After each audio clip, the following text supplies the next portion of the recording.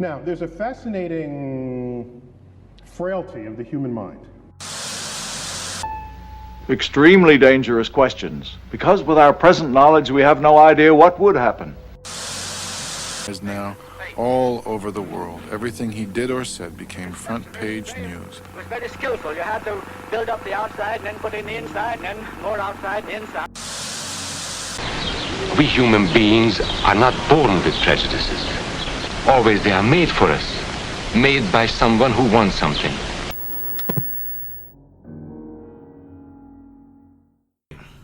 What up? Homeless Jabroni, and this is his show. I don't even know why I'm doing the intro. I like hearing your intros, though. But yeah, this is Weirdos Talks, episode 10, I believe. And this is the Weird Weirdo, and I don't sound as charismatic as him, but whatever. Thank you. So we, me and the, homeless Jabroni and myself, the Jabroni God, we just finished seeing Dragon Ball Super episode 96. And if y'all niggas haven't watched that shit, I don't know what the fuck y'all listening to us for. You need to pause this shit right now and watch that shit. Ooh, boy. So I'm the nigga who really hasn't watched any Dragon Ball Super since the end of the Universe 6 versus 7 tournament. No, you watched the Goku Black arc. Right. The Goku Black was after. Oh yeah, right. So I haven't watched anything since the Goku Black arc, because there was filler after filler after filler for a minute, and they said, yo, the Universal Power is coming soon. I'm like, all right, I'll fucking go then. So that was back in January. And to your credit, I understand why you took the break, because we knew this was coming since January. I think the festival is called Jump Fest. Yeah. And that's when we saw all these promos and the manga drawings and shit from Toyotaro, Toyable, as you might also know him as. We saw all the panels and promotional art for the Universe Survival arc, so we knew it was coming. Yeah. But month after month after month of see, here's the thing with the Super, right? The manga and the anime, they follow two completely different continuities. Yeah. So you really can't say what's canon and what's not canon. The anime comes out first, because it gets more frequently. However, the manga comes out monthly, but it's 40 pages a chapter. So which to its credit, that's how monthly manga is supposed to go. Yeah, except fucking Berserk. Fucking learn 17 pages. Oh, God, yo, right. Kentaro Miura is a lazy fuck. That nigga went on. He's going on break until winter again. What? You didn't know? What? Excuse me? You didn't know? Nigga, what was that? All right. What So was that? I see, and niggas told me that you knew too, because me and Daniel was talking about it, and he said that you knew. Son, I didn't get to read, because I saw that penis monster, and I was like, yo, I want to read that. But yeah. Wait, then. So here's my thing. I went through it. What you're going through right now, I went through it too. Here's my fucking thing, right? The nigga just came back from a 6-month spring hiatus. 3 chapters. Only 3 chapters, and now he's back on break. Until winter. Until winter. All right. And again, there's nobody that understands a mangaka's life is hard more than us, right? But here's my thing. If you're gonna take these kinds of breaks, there's only one you gotta wrap it up, dog. Stop it. And the fucking thing is, it's such a fucking good series. Yep. I fucking love. We had the video game theory, and that shit was wrong. He didn't come back when the fucking video game came out. Right. It came out a while. 4 or 5 weeks after. Yeah. Hunter x Hunter just came back. And at least Togashi, he does 10, 11 chapters in a row. Yeah, and then for a few months you gone, nigga. Yeah. So I mean, I can accept that. When it said, oh yeah, I read the article, said, oh yeah, it's gonna return on June 26th, and it returned around that time. Right. And I didn't fucking believe it at first, because I was like, Togashi actually came back on time. That Yeah. shit was actually legit. Yeah. But Miura, I can't, because the way I got introduced, we were talking about Super, but fuck that. So yeah, no, we can do it. We can get sidetracked. The whole thing about it was, I got introduced to this series 2015, I think, so whatever, by somebody in Bulletproof Comics. They said, you know what, go home and read Berserk. So I did. I read Berserk in 3 days. It was like 300 something Little plus did chapters. he know he made the greatest mistake of his entire life. Yeah, I did the same thing with Hunter x Hunter. I stayed home because I had this app on my old iPod that you could download manga just by clicking it. So you would download it, you could put it in the queue, and it would all download consecutively. You could do a whole series at once. So I would read them shits, like 20 chapters. It was like Toriko. Except Toriko actually ended. It came out. It was the most reliable thing I've ever seen in my life. That's why I love Mitsutoshi, man. Like even though that nigga was almost dying though. Yeah. He was overweight. Yeah. He was getting heart attacks, high blood pressure. But for nothing, the nigga never missed a day, son. Nope. That's why I respect the shit out of him. He has probably the best pencil I've ever seen of a mangaka. Fucking best God. pencils. Oh my, and it's drawn to scale. Yeah. It's drawn to scale. If you've never read Toriko, fuck Berserk, fuck Hunter x. Well, no, but read Toriko. Read all those series, but take Berserk slowly. Yeah. Take Hunter x Hunter slowly. Yo, dude, I'm on volume like 16 right now with Berserk. I'm taking my sweet ass time with Berserk. You should, because I'm finished. I'm up to date except for the newest chapter, and I know when I see that fucking winter, I'm gonna lose my shit. I'm not gonna lose my shit on my show though. So let's go back to Dragon Ball Super. So the whole thing about it is the anime comes out before the manga. And I remember in the manga, they're still at the Goku Black arc. Right, because they're doing something completely different. Yeah, which honestly makes it interesting though, because they had like the Gamma Burst fucking Buster from Vegeta, and that shit was never in the show. Like if they do Vegito in the fucking manga and they actually make him like oh yeah, nothing, like the energy was too much, so it was a time limit. And well, it passed already. It was last chapter.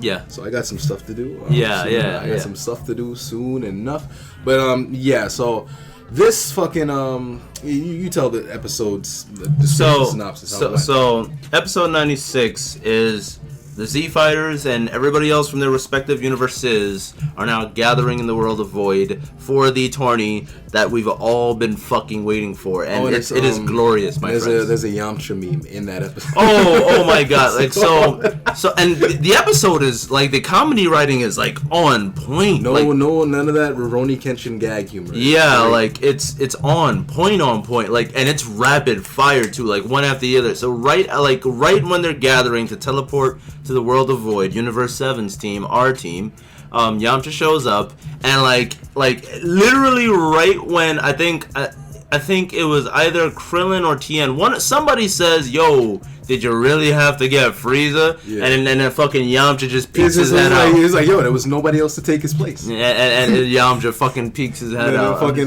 that blue cat, Puar is always. He's like, "Yo, I'm sorry, Yamcha, that you didn't get chosen." He's like, whatever.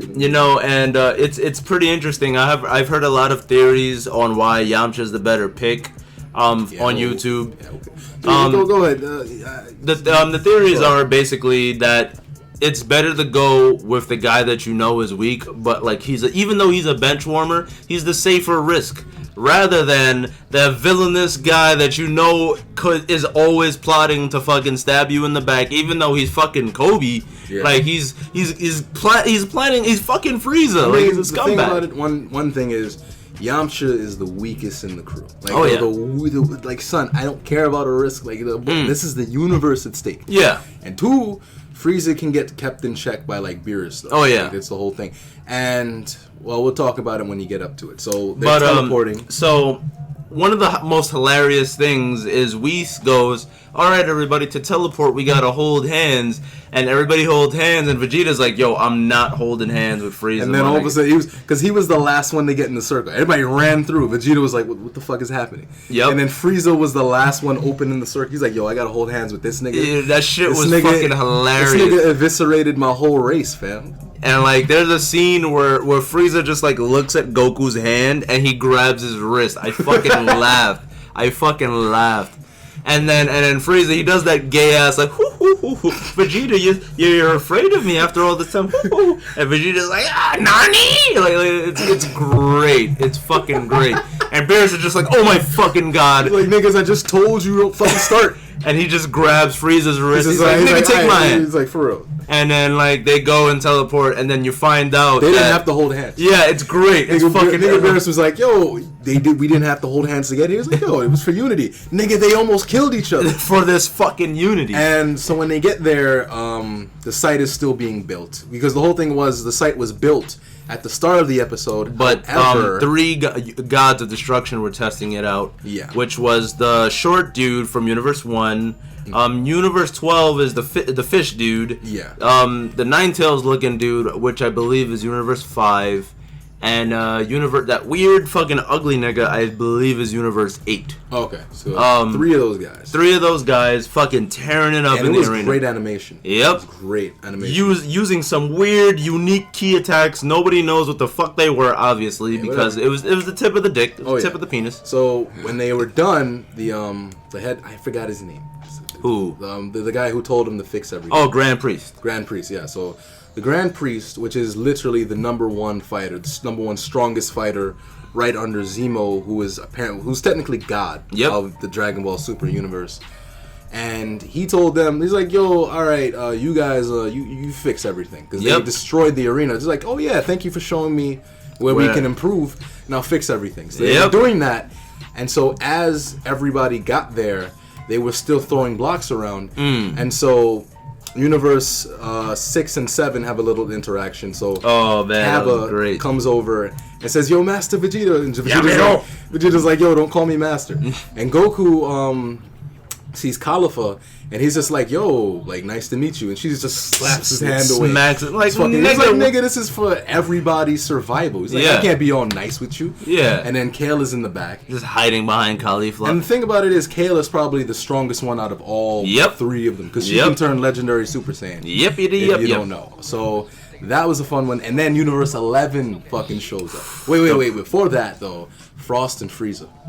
Okay, so Frost... And, like, he walks over to Universe 7, and they immediately notice each other. Because they're mirror images of each other. Yep. And, like, nobody notices them walking off into the fucking distance. There's this weird little, just backs to each other, and this weird little animation in the black screen. Like, everyone's there. Like, so you like having control and power, too. He's like, yes, of course. I'm like, yo, this is like, would you like to work with me? He's just like, yeah, sure.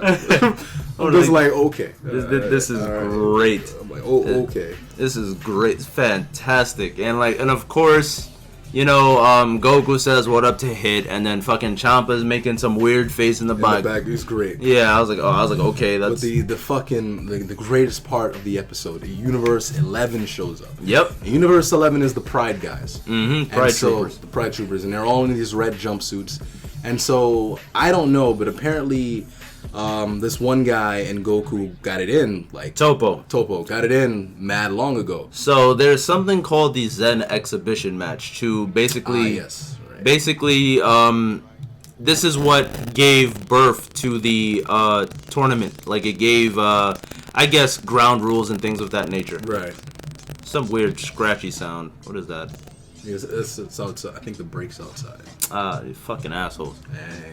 Anyway, yeah, like I was saying, the Zen Exhibition Match, it was something to basically give the groundwork and the rules for the Universe Survival Tournament. Basically, the Zen Exhibition Match, no rules, no holds barred, do whatever you want, just don't kill each other. Right. So that's and in the Zen Exhibition Match, it was Universe 9 versus Universe 7. Right. So the trio, Dragon Ball Z, it was Majin Buu versus that guy, the Sanji Wolf. He was getting fucked up at first. Yep. And then at the end of the episode is a meme because it just turns from a frown to a smile. Yep. And he fucks up Basil, and then you have Basinger, the Poison Wolf fighting Gohan. For me, people said that's the wackest fight, but me personally, I loved it because it was just seeing Gohan do interesting shit, like using his ki as a radar to fight Basinger. Okay. And then you had Bergamo. He was that fight was fucking garbage. He just turned really big and Goku fucked him up. Okay. His ability is to take his enemy, whatever damage he receives, he absorbs it and he just gets really, really big. He's basically using Hank Pym powers to just get big. I'm just like, nigga, you whack. Okay. But then, like, Topo, he gets really tight because Goku's the nigga that instigates the tournament into existence. Yeah. And he's like, nigga, he's like, yo, Zeno-sama, let me fight this nigga. And Grand Priest is like, alright. So they fight. Goku goes Kaioken blue, and they're just fucking having it out, and they're evenly matched. Goku catches his ass. Goku Topo puts him in a he has like grappling moves and shit. He actually dislocates Goku's shoulder. Shit. So and Goku popped this shit back into place. So like it was really awesome. But like that's when we get the tease. Topo's like, yo, if you having this much trouble with me, yo, my boy Jiren is stronger than I am. Jiren. So and that's when we. Yukiro and fuck. So the next part of this is him and Topo have words, and so he's just like, all right, so you won't fight me, but like, yo, who's that nigga in the back? Because it's this purplish, frolic looking motherfucker, and he has his back to Goku. He's not even looking. And he's just like, yo, you. He teleports behind him. He's like, go away, and I'm like, what? Yo, boy. Yeah, it was great. It was a great scene. It was such a great, because Goku didn't even realize the nigga was. All he heard was go away. He was just like, what would you do? And so after that, the Gods of Destruction is still building it, and they're like, yo, we gotta hurry up. So they fucking just start flinging shit everywhere. Everybody's dodging. But the thing is, Jiren, he doesn't move, and the blocks move around him because he read the blocks, and he realizes they weren't gonna fucking hit him. Yep. And so I'm like, yo, this is gonna be some shit. Yo. And that fucking preview though. All you see is niggas throwing their hands. That's all you see. Except Jiren is the only one not fighting. Yo, Jiren is just chilling. There's explosions and shit, right? Like this brolic ass, diesel ass nigga is just chilling. He's just looking straight at Goku. I'm just like, yo, this is ridiculous. Mind you, there's 80 fighters, and the thing about it is you can't fly. You can't fly. You can jump really high. That's the best you can hope for. You can jump to the best of your abilities. Also, this planet's each fighter has the gravity of their home world, just to make it fair. Yeah, also, which is pretty interesting. Also, there was what was his race called? The Yadrat. Yadrat. Yeah. So the people that taught Goku instant transmission, if you remember from the Mecha Frieza arc where Trunks comes in and slices him up. Like a little bit after that confrontation happens, Goku explains where he's been. And the little pink people, the Yadratians, is the race that taught Goku instant transmission. So Goku in the episode, he sees the dude, and he's from Universe 3, I believe. Yeah. No, Universe 2. Two. Universe 3 is the Mega Man group. Yeah. Universe 2 is where the Yadratian is from. And it's pretty interesting. I'm not gonna leave that with Mega. They're robots. They're robots, babe. An army of robots, and there's this one sciencey guy. Okay, yeah. So pretty much the theory is the Yadratian is just gonna use instant transmission, teleport niggas off, dodge attacks, teleport his friends out of day. There's mad things. Oh yeah. And to wrap this up, there's been some leaks for episode titles, even though some of them have been wrong in the past, so people are skeptical of these. One of them that caught my attention was Krillin's latent power. I was like, Krillin?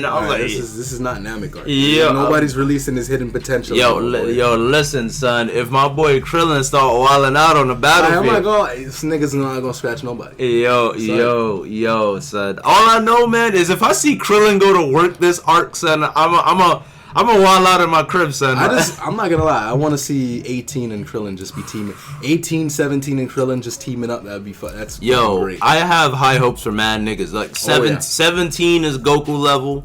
Frieza's Goku level. Vegeta's Goku level. Gohan's Goku level. That's one thing I gotta talk about. Is this fucking power scale. All right. So, it's terrible. So Goku is basically the hierarchy. If you'd never watched Dragon Ball Z, is there was Goku with the Kaioken. Nobody else learned that. So then there's Goku, and the Kaioken is basically multiplies your abilities. However, every transformation that the Saiyans can do is just a multiplier, power multipliers. The base form, where there's no changing of the hair, nothing. Then there's Kaioken for Goku. But beyond that, everybody else is Super Saiyan, which multiplies your power maybe by 50, whatever. Well, I don't get the numbers are arbitrary. Yeah. So Super Saiyan 1, then Super Saiyan 2, which multiplies it further. Super Saiyan 3, then there's Super Saiyan, well, there used to be 4, but God. Now there's Super Saiyan God, which is unstable. So it can't really be used like that in life death situations. We have God, and then there's Blue. Yeah, Blue, which is a more stable version of Super Saiyan God. So you can actually train this form up, and that is where they're at currently. However, Goku can go Super Saiyan God Kaioken. Because the thing about Super Saiyan was it puts too much stress on your body. Right. Whereas Super Saiyan Blue does not. Yeah, the way they explain it is like some serene state of mind, So key control shit. It's weird, because Android 17 should not be Goku tier. Last time he was Goku tier was in GT, and that's not canon anymore. Yeah. It was like the Super 17 where he was matched up with Super Saiyan 4. Yo, man. Like, I don't know what the fuck happened. First of all, one of the more interesting lines in that episode, in that two episode arc with 17 was when Popo was like, yo, Goku, like, you've been, like, digging around in space for mad long. You don't even know what's been going on planet Earth. And he's like, yo, 17's been here the whole time. He's lived as a park ranger, defending from poachers and shit. I'm like, that's pretty alright. That's pretty dope. That's pretty dope. All right. But like he trained to the point where he's Goku tier. Like what? Yeah, what has he been doing?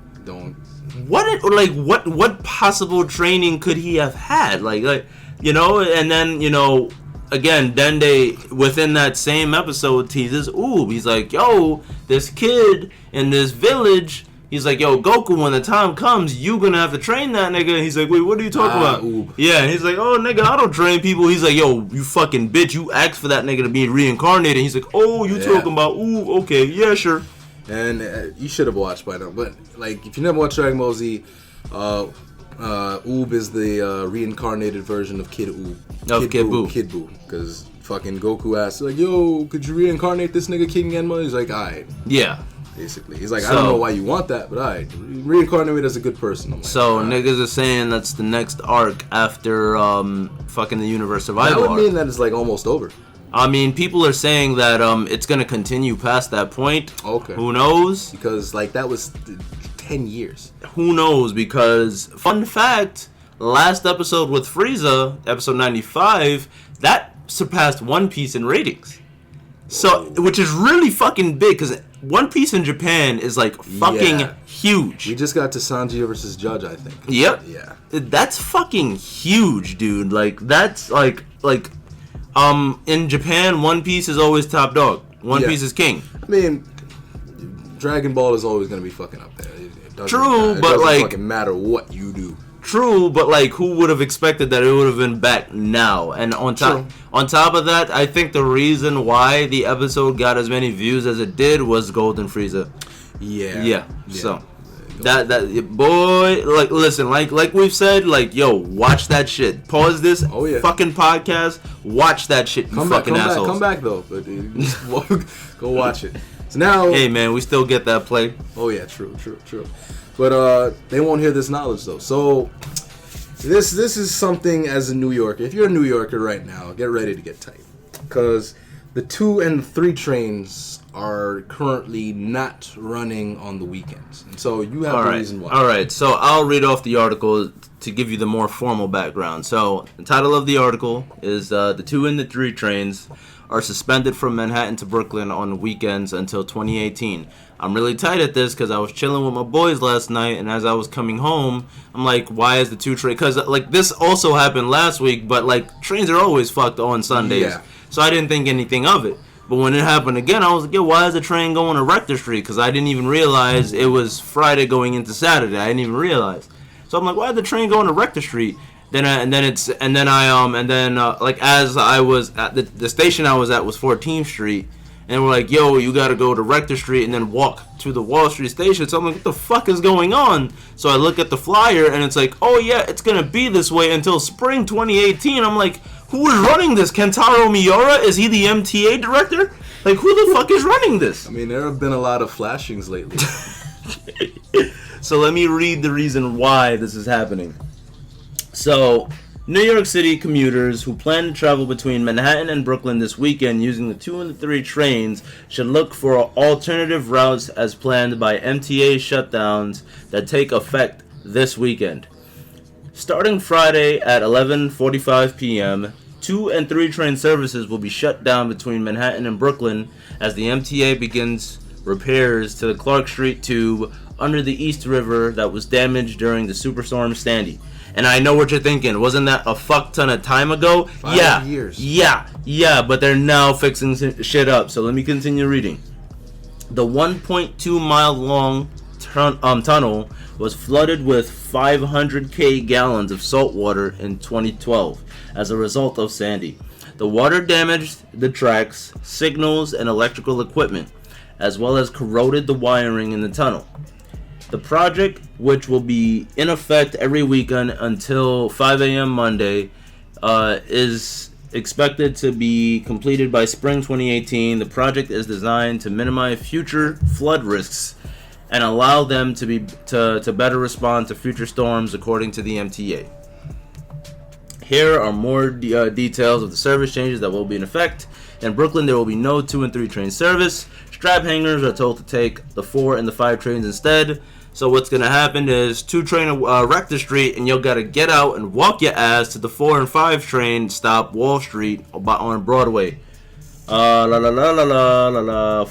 will replace the 3, 5 will replace the Flatbush, the 2. Yeah. 4 and 5 will run local in Brooklyn. Clark and Hoyt Street stations will be closed. Use nearby Borough Hall and Nevin Street for 4 and 5. Transfer at Atlantic Avenue. Barclays for the N, Q, and R. Trains to Manhattan. Yeah. All that good shit. Well, basically, if you live by the 2 and the 5 and you rely on that shit, you're just like, oh yeah, I want to go. Like, nah, boy. Yeah, like so on the weekends, make sure you find a way. Don't worry, the 5 is running local. So yeah. Don't worry, but just be careful. Yeah. Just be careful. So there's that, like, and, you know, and shit like this gets me tight because it's like I understand it's MTA. MTA, it has a budgeting thing. Like, sometimes they overestimate how much money they have, and sometimes they underestimate and sometimes these niggas end up with surpluses. Yeah. Instead of deficits, which gets me tight both ways because the way they make it seem, they always make it seem like the MTA never has any fucking money. It's like, we gotta raise the fare again. I'm like, oh, okay. Yeah, all right. The way they always make it fucking seem, and it gets me tight because these fucking commies are in the streets busting niggas' heads over trying to institute Sharia law when these niggas are trying to raise fucking fare hikes within your own city. I'm just like, yo, dude, stop worrying about fucking Sharia law and worry about the MTA.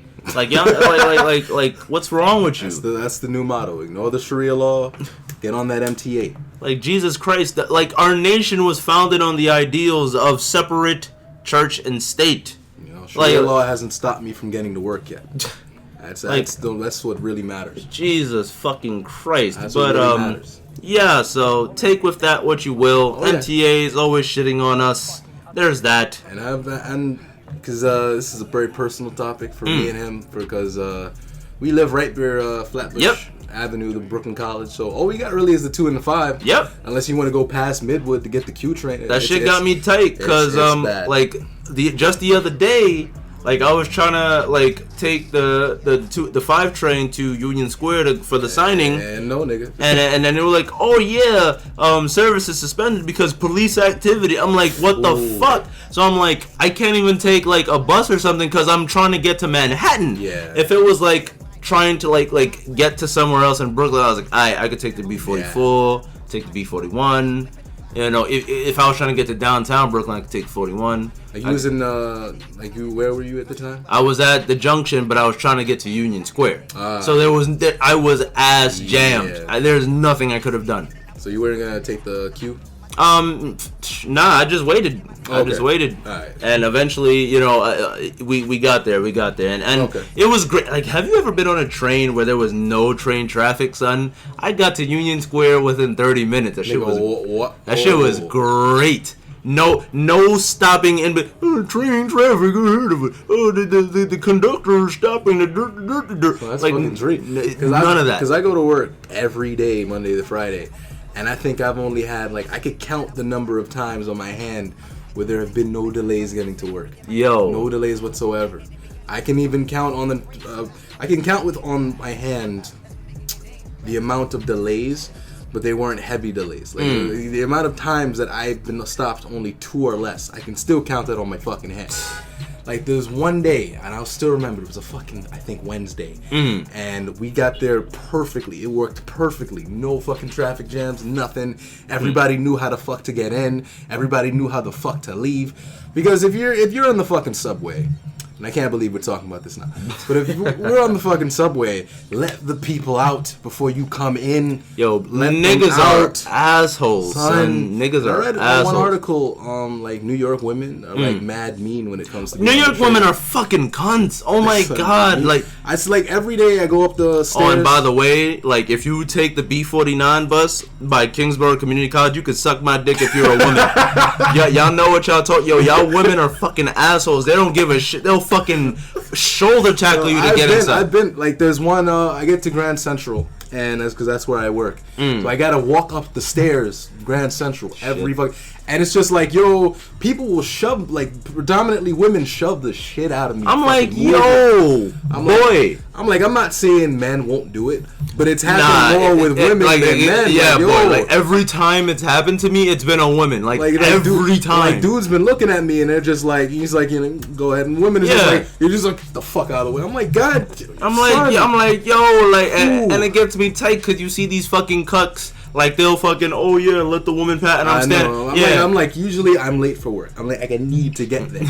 Within the first 10 minutes of work, I want to be there because I gotta stay later. I'm like, no, I don't want to do that shit.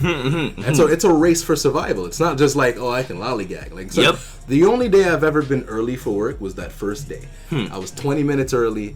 That was the only time I've been early. That's the only time it counts. Yeah, the first day. After that, 9. I'm like, boy. Also, if you're an asshole that stands by train car doors and you don't move, and if you're a fat nigga, yo, this shit got me tight. This shit got me tight because it was me and a fat nigga by the door. And I'm like, okay, like when people are getting in and getting off, I'll just turn my body to the side. Yeah. And I'm like, and I'm like, okay, but like this fat nigga not doing it, and and it gets me tight because I don't even remember. You gotta fucking. Yep, I gotta step off because this fat fuck won't turn to the side, and on top of that, this fat nigga ugly too. So I'm just like, I'm just looking at him. I'm like, yo, you're a real fucking prick, buddy. Real fucking prick. Like that's what was the story of the Jewish dude? The Jewish lady. Oh yeah, she took my spot. Fuck that bitch. Okay, so I was standing on the train car doors, and it was and like it was a really good spot because like I get whole train jam packed. Like I can feel people like.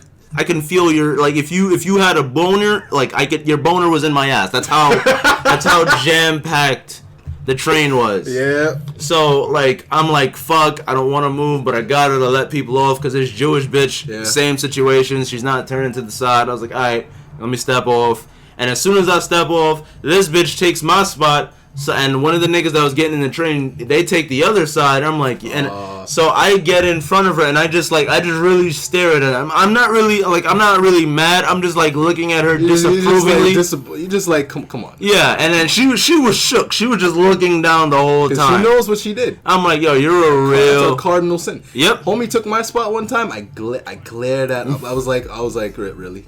Yeah. You saw me standing there because I get off the train to let people off because I'm courteous when it comes to the train. So nobody likes riding the fucking train when it's in the fucking morning. And then all of a sudden he sees me go out, and then all of a sudden he takes the fucking spot, and I gotta go deeper in the train. Yep. And I'm fucking because I had that spot right next to the doors too. That was the shit. And I think I fucking held on to the fucking inside of the silver. Oh yeah. So yeah, he knew. Yeah. That so nigga he knew, but he just went in anyway, and I had to fucking move around because I'm not the type to just be like, all right, I'm gonna fight you for this spot. Like, no, it's not worth it. It's not worth it. Fucking assholes. Stop doing that, New York City. Stop that shit. It's not worth it. We're better than that, goddammit. However, people who are not better than that are teachers who have sex with their students. Yes. Time to put on our serious boots. All right. I'm not wearing anything though. Okay. All right. Okay. So I'll let you explain. So, if you've been on Facebook or watched the news in the last couple of months, you'll notice an epidemic of teachers who are having sex with their students, and the students are reporting them. I'm pretty sure there's always been like teachers having sex with their students, but they weren't talking about it before. But now they're reporting them. The text messages get out, social media gets out. It's a lot easier for teachers to get caught now. Which is fantastic. Yes, very much so.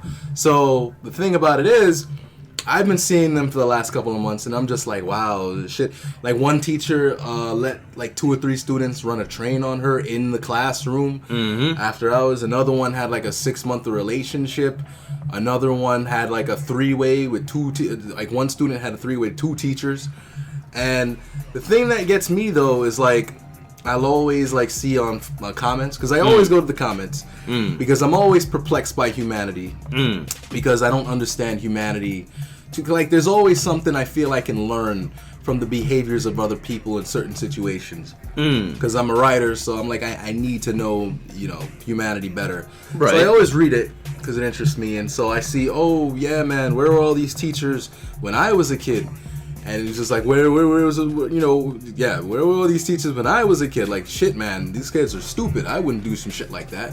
And mind you, I only say that first half of that as a joke. Yeah. I don't like, and I also say it seriously to imply, because the implication is it the fact that, like, is it something that's going on? Is it something in the kids where teachers feel more free to be like, yeah, let's just fuck them? Yeah. Or was this just always going on and we never paid attention to it? I'm pretty sure it's always been going on, but the thing about it is, it's like social media. Like, back in the day, you would have to go face to face. There was no there was no easy texting, there was no social media, the message and all that shit. Now it was just face to face. So meet such and such here, meet such and such here, and if you get caught, you would have to like have some hard evidence. Now all it's like, oh, these are the text messages, these are the Facebook messages, this is it basically. Right. Case closed.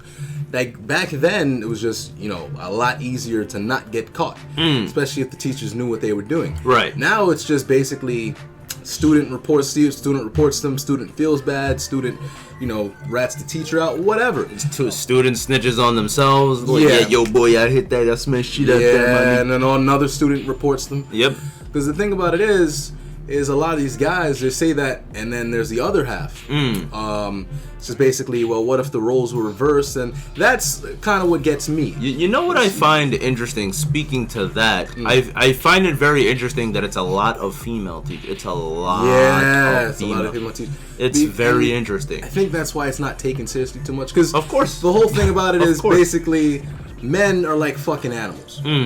We will fuck anything that fucking moves as long as it is fuckable. Listen, man, I don't care if you say you have standards at your core. If you're desperate enough, you hitting that shit. I don't want to hear I don't want to hear nada. Yeah. Like, if it had not been for my honor code, I would have made some mistakes. Yeah. But that honor code keeps me Listen, man, so, we all need virtues. We all need something to keep us going. You need an ethical code. Yeah. You need to sort of guide you. Yeah, you do. All of us have at least the loosest of one. Yeah. But the thing about it seems these teachers fucking don't. Yeah. Thing about it is, like, they just say, well, what if it was like a female student and like a male teacher?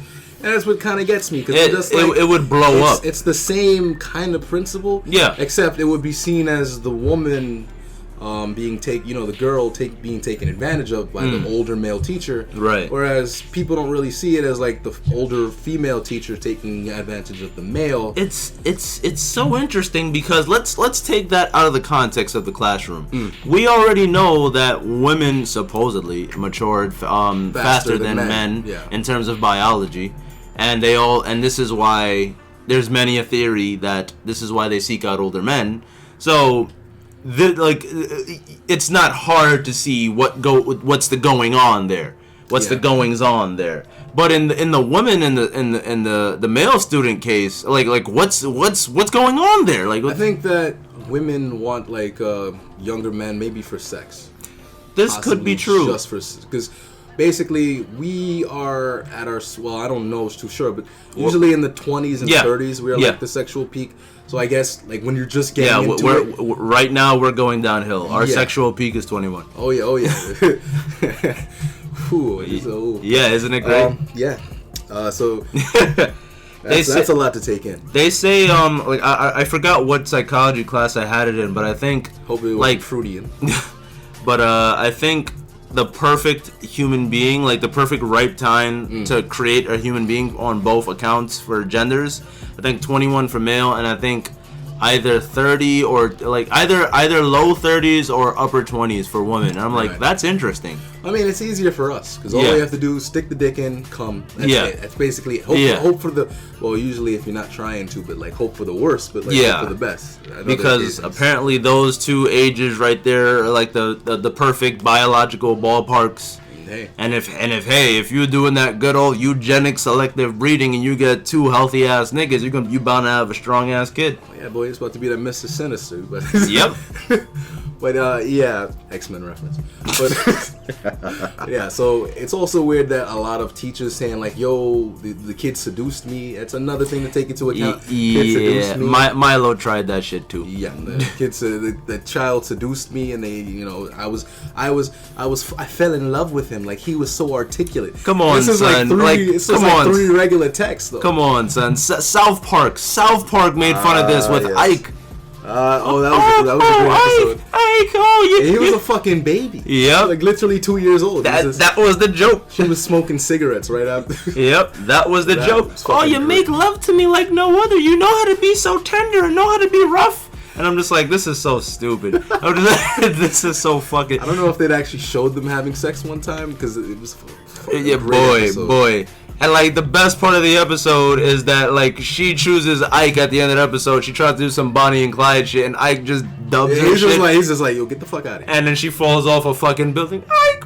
And I'm like, yo, this is. Ike just walked away. Whatever. And because he's a kid, that's how kids would act. Yeah.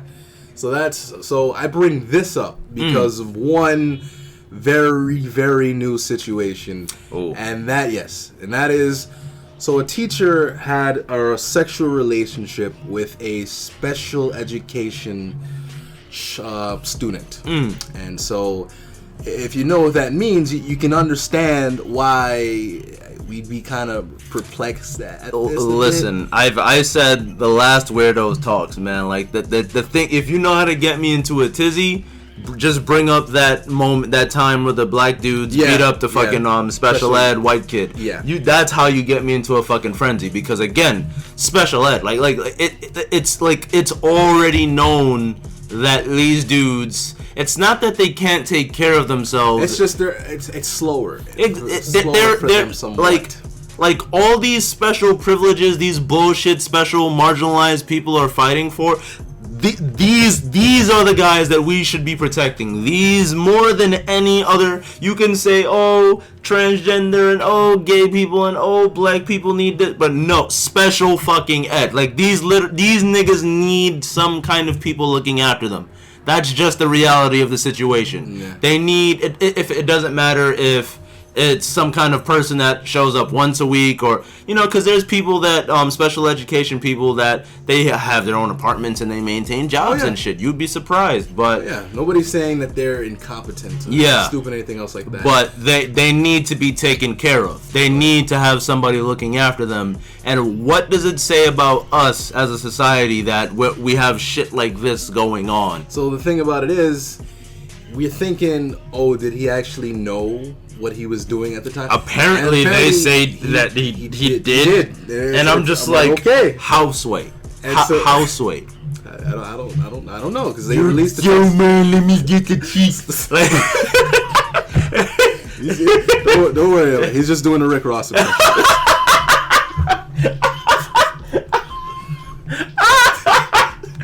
Oh my fucking.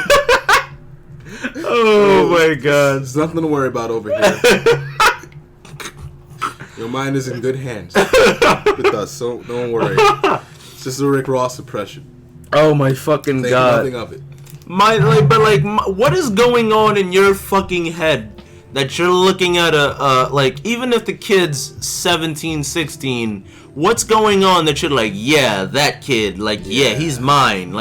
Come on, son. Because there's correlation, whereas these teachers, I'm like, okay, of course they're gonna lose their jobs. But then there was one there's the teachers who are like strippers on the side. Yeah. And then they also lose their jobs. Like there was one story where it was like a Christian preschool teacher, which I understood because it's in the contract that they can actually fire you for whatever reason, like immoral reason. I'm like, I understood that. That's that laissez-faire market, boy. However, I would rather have her teach my child, so long as she's good at it.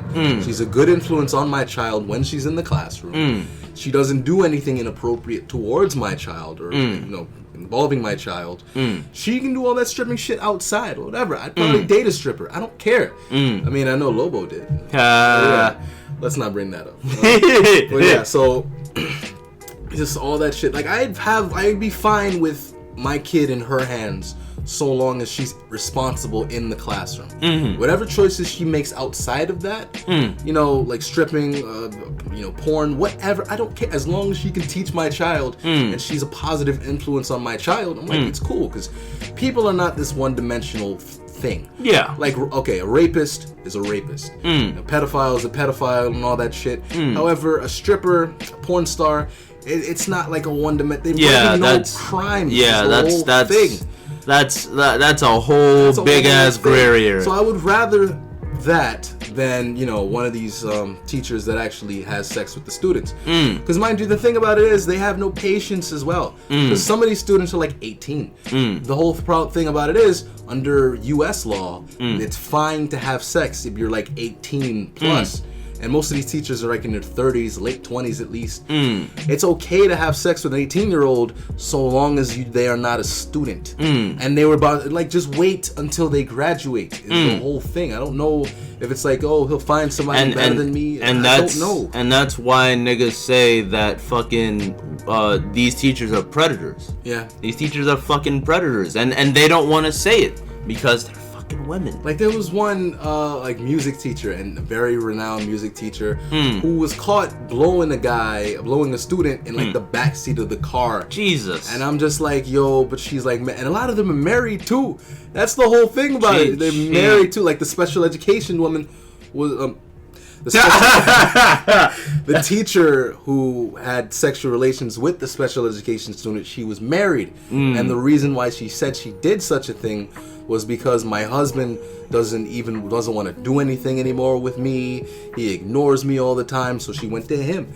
And I can't begin to understand, because when I see like high school students in the fucking, I'm like, I'm not a yeah. Just like some friends like make jokes about it, but I'm just like straight on, like that's not the code does not allow that. Like, but the thing is, even when I do find one that, like, because you can see that they're pretty or they mature fast. Yeah, or they're objectively attractive. Like women are more like something inside me says no. Because I don't give a shit when anybody says called morals. Yeah, like you it's not even that. Like you can see when somebody is underage. Like it could be how they act. It could be, but like even if their body's mature, like some of the chicks, you look at them and you fucking know. Some of them. Some of them. Other ones, I'm just like, what? Yeah, so like, some bitches be wildin', son. Like makeup, short shorts. Yeah. Some bitches be wildin', but like, and you can do all that. I'm just like, it makes but not like at 13, son. Like boy, like you know what they're trying to attract. If I have a daughter, I'm getting her video games. Yeah. Video games and a manga addiction. There you go. I would rather that would give her some personality. That would give her depth. Yeah. Outside of shallow, look, I'm trying to, like, I don't give a shit when anybody says, if your daughter goes outside looking like that, you know what they're trying to attract. Don't pretend you don't know, because you know what they're trying to attract. Like, come on now. Like, if you're going outside wearing lipstick, showing cleavage, and some chicks have, it's insane, but some chicks have cleavage at that age, and booty shorts. Yo, you know what the fuck? Like, look at this chick, Cash Me Outside girl. She's fuck. She was with the millionaire dude in the ads on YouTube, and she had and you notice. Oh yeah, the knowledge. Yeah, wasn't it like who was this nigga Little Pump that sent her a message on Twitter? Yep. Shammy week. I will never but that's alright though, cause like Little Pump's like 16, 17. A word? Yeah, he's mad young. He's mad young. I'm like, that's in his ballpark. I'm like, okay. good. I got nothing more to say on that, man. Yeah, I'm like, okay, I'm fine. I would laugh at it because they're two memes. Like, they're two memes having One thing that isn't funny though is those guys who's like message. He's like, some dudes say it jokingly, but I'll never be okay with this. It's like, oh yeah, I'll wait till you turn 18. Listen, and then I'll try something to fuck is you. fucking wrong with you. It's just like, you're like 15. Or like, don't worry, I'll wait. I'm like, okay. That's fucking creepy. Because at what point does it stop? Yeah. Like, do you like let's say you say that like right now and you're like age 20. Do you do that to multiple girls? Like what if you say that as a 35-year-old man and you're looking this is why I get mad. It's funny that like a lot of the Facebook comments I see like talking about, oh yeah, yo, if that was me back in the day, it's just like, yo, please, like the teachers can come to my house and do fuck me. And it's usually from like 30, 40-year-old. Yeah, and that's the shit. Like, at what point does it fucking stop? I see a lot of the memes where it's just like, these are the guys leaving comments under your girl's pics, like, oh yeah, so beautiful and all that shit. Yeah, because you know what they're trying to do. Yeah, you know what they're trying to do. I gotta say, the balls on those dudes, like, shit, like, I can't do that. And don't worry, I respect them for it. When you have a healthy game and you're going after actually healthy ballpark of your fucking woman, like that's fine. Yeah, do your dirt, do your thing, fam. It's all good as long as it's legal. Yeah, so long as it's legal. Put on a condom for safe sex. I can't say the moral obligations past that, but at least it's legal. Yeah. At least it's legal. Put on a condom for safe sex. That's my only moral obligation. Don't give anybody diseases. Don't try to get people pregnant and then ditch on them because you don't want to take care of them. But put on a fucking condom.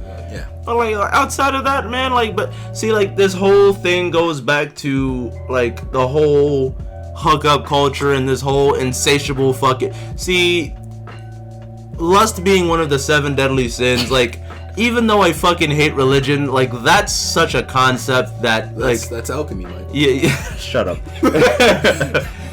Like I even I see what they were going for because like I see we have, especially today, we have a fucking huge lust problem. Yeah. I mean it's a differentiation thing. I mean I feel like teenagers, it has always happened. They don't really know the difference between lust and love. It's pretty interesting because you could blame it on a lot of things. A lot of people Christians would blame it on like society becoming more liberal in terms of left. Yes, Christians would. Yeah, they would. One particular. Let's not mention that. Yeah, let's not mention that. But yeah, like Christians would say, yo, because media has become more liberal, like, yo, you can do anything as long as you have safe sex and you could have your abortion, you can have as much babies as you want or abortions as you want, like, and the state will pay for it. Like that. That's the sort of rhetoric that right-wing Christian conservative would spit. Yeah. And I'm just like no, but like I see where they're coming from. Yeah, you can always see the origin of a thought. However, I can't fully agree with the thought. Yeah, see, logic has damaged my mind, and that's a funny thing to say. Because of logic, it has given me the ability to be like, I know why he thinks this way. And it's such a terrible thing because even though sometimes when it comes to because it could be all kinds of good things. Humanity sometimes makes me happy that I'm alive, but then we get some fucking rampant murder and for example, this school shooting ass nigga who fucking shot up some kind of stop and shop in Philadelphia. I think it was somewhere in Pennsylvania. Somewhere in Pennsylvania. Okay, so context for that, there was this kid who, first of all, he had bodily issues. Yeah, I think he was a man who thought he was a girl, and he hated all men, and he hated himself. He was sexist, racist, homophobic. Yep. He hated every gay person except for Freddie Mercury. That's interesting. Was great, 'cause Okay, well, that shit, like, honest, no, we're not taking that back. That shit's hilarious. No, I mean, like, he shot up people though. I'm sorry. That's my whole thing. I'm glad that he likes Freddie Mercury because Freddie Mercury is the shit. But I'm like, he killed people. I don't know. I think it's pretty hilarious that like a serial killer. I understand why it's like, funny, but a mass murderer is like, yo, all gay people are fucking terrible except for Freddie Mercury. Because like he's okay. Like it's hard. It's very hard. No, listen, man. You have to like. We understand nuance. Yeah. You can't be all to the way of something. Like you have to be able to see the humor in certain things. Yeah. And I'm sorry, that shit's just funny. Like that shit's just funny. Like that's like saying, yo, fuck all Christians except that guy Jerry. Jerry's pretty cool. I see him sucking dick in the hallways. Yeah, that's my nigga over there. Like that's fucking hilarious. I'm sorry.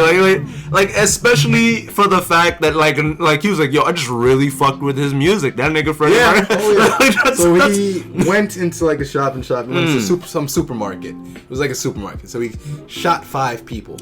With 2 pistol grip shotguns, and then he shot himself. Yep. Yeah.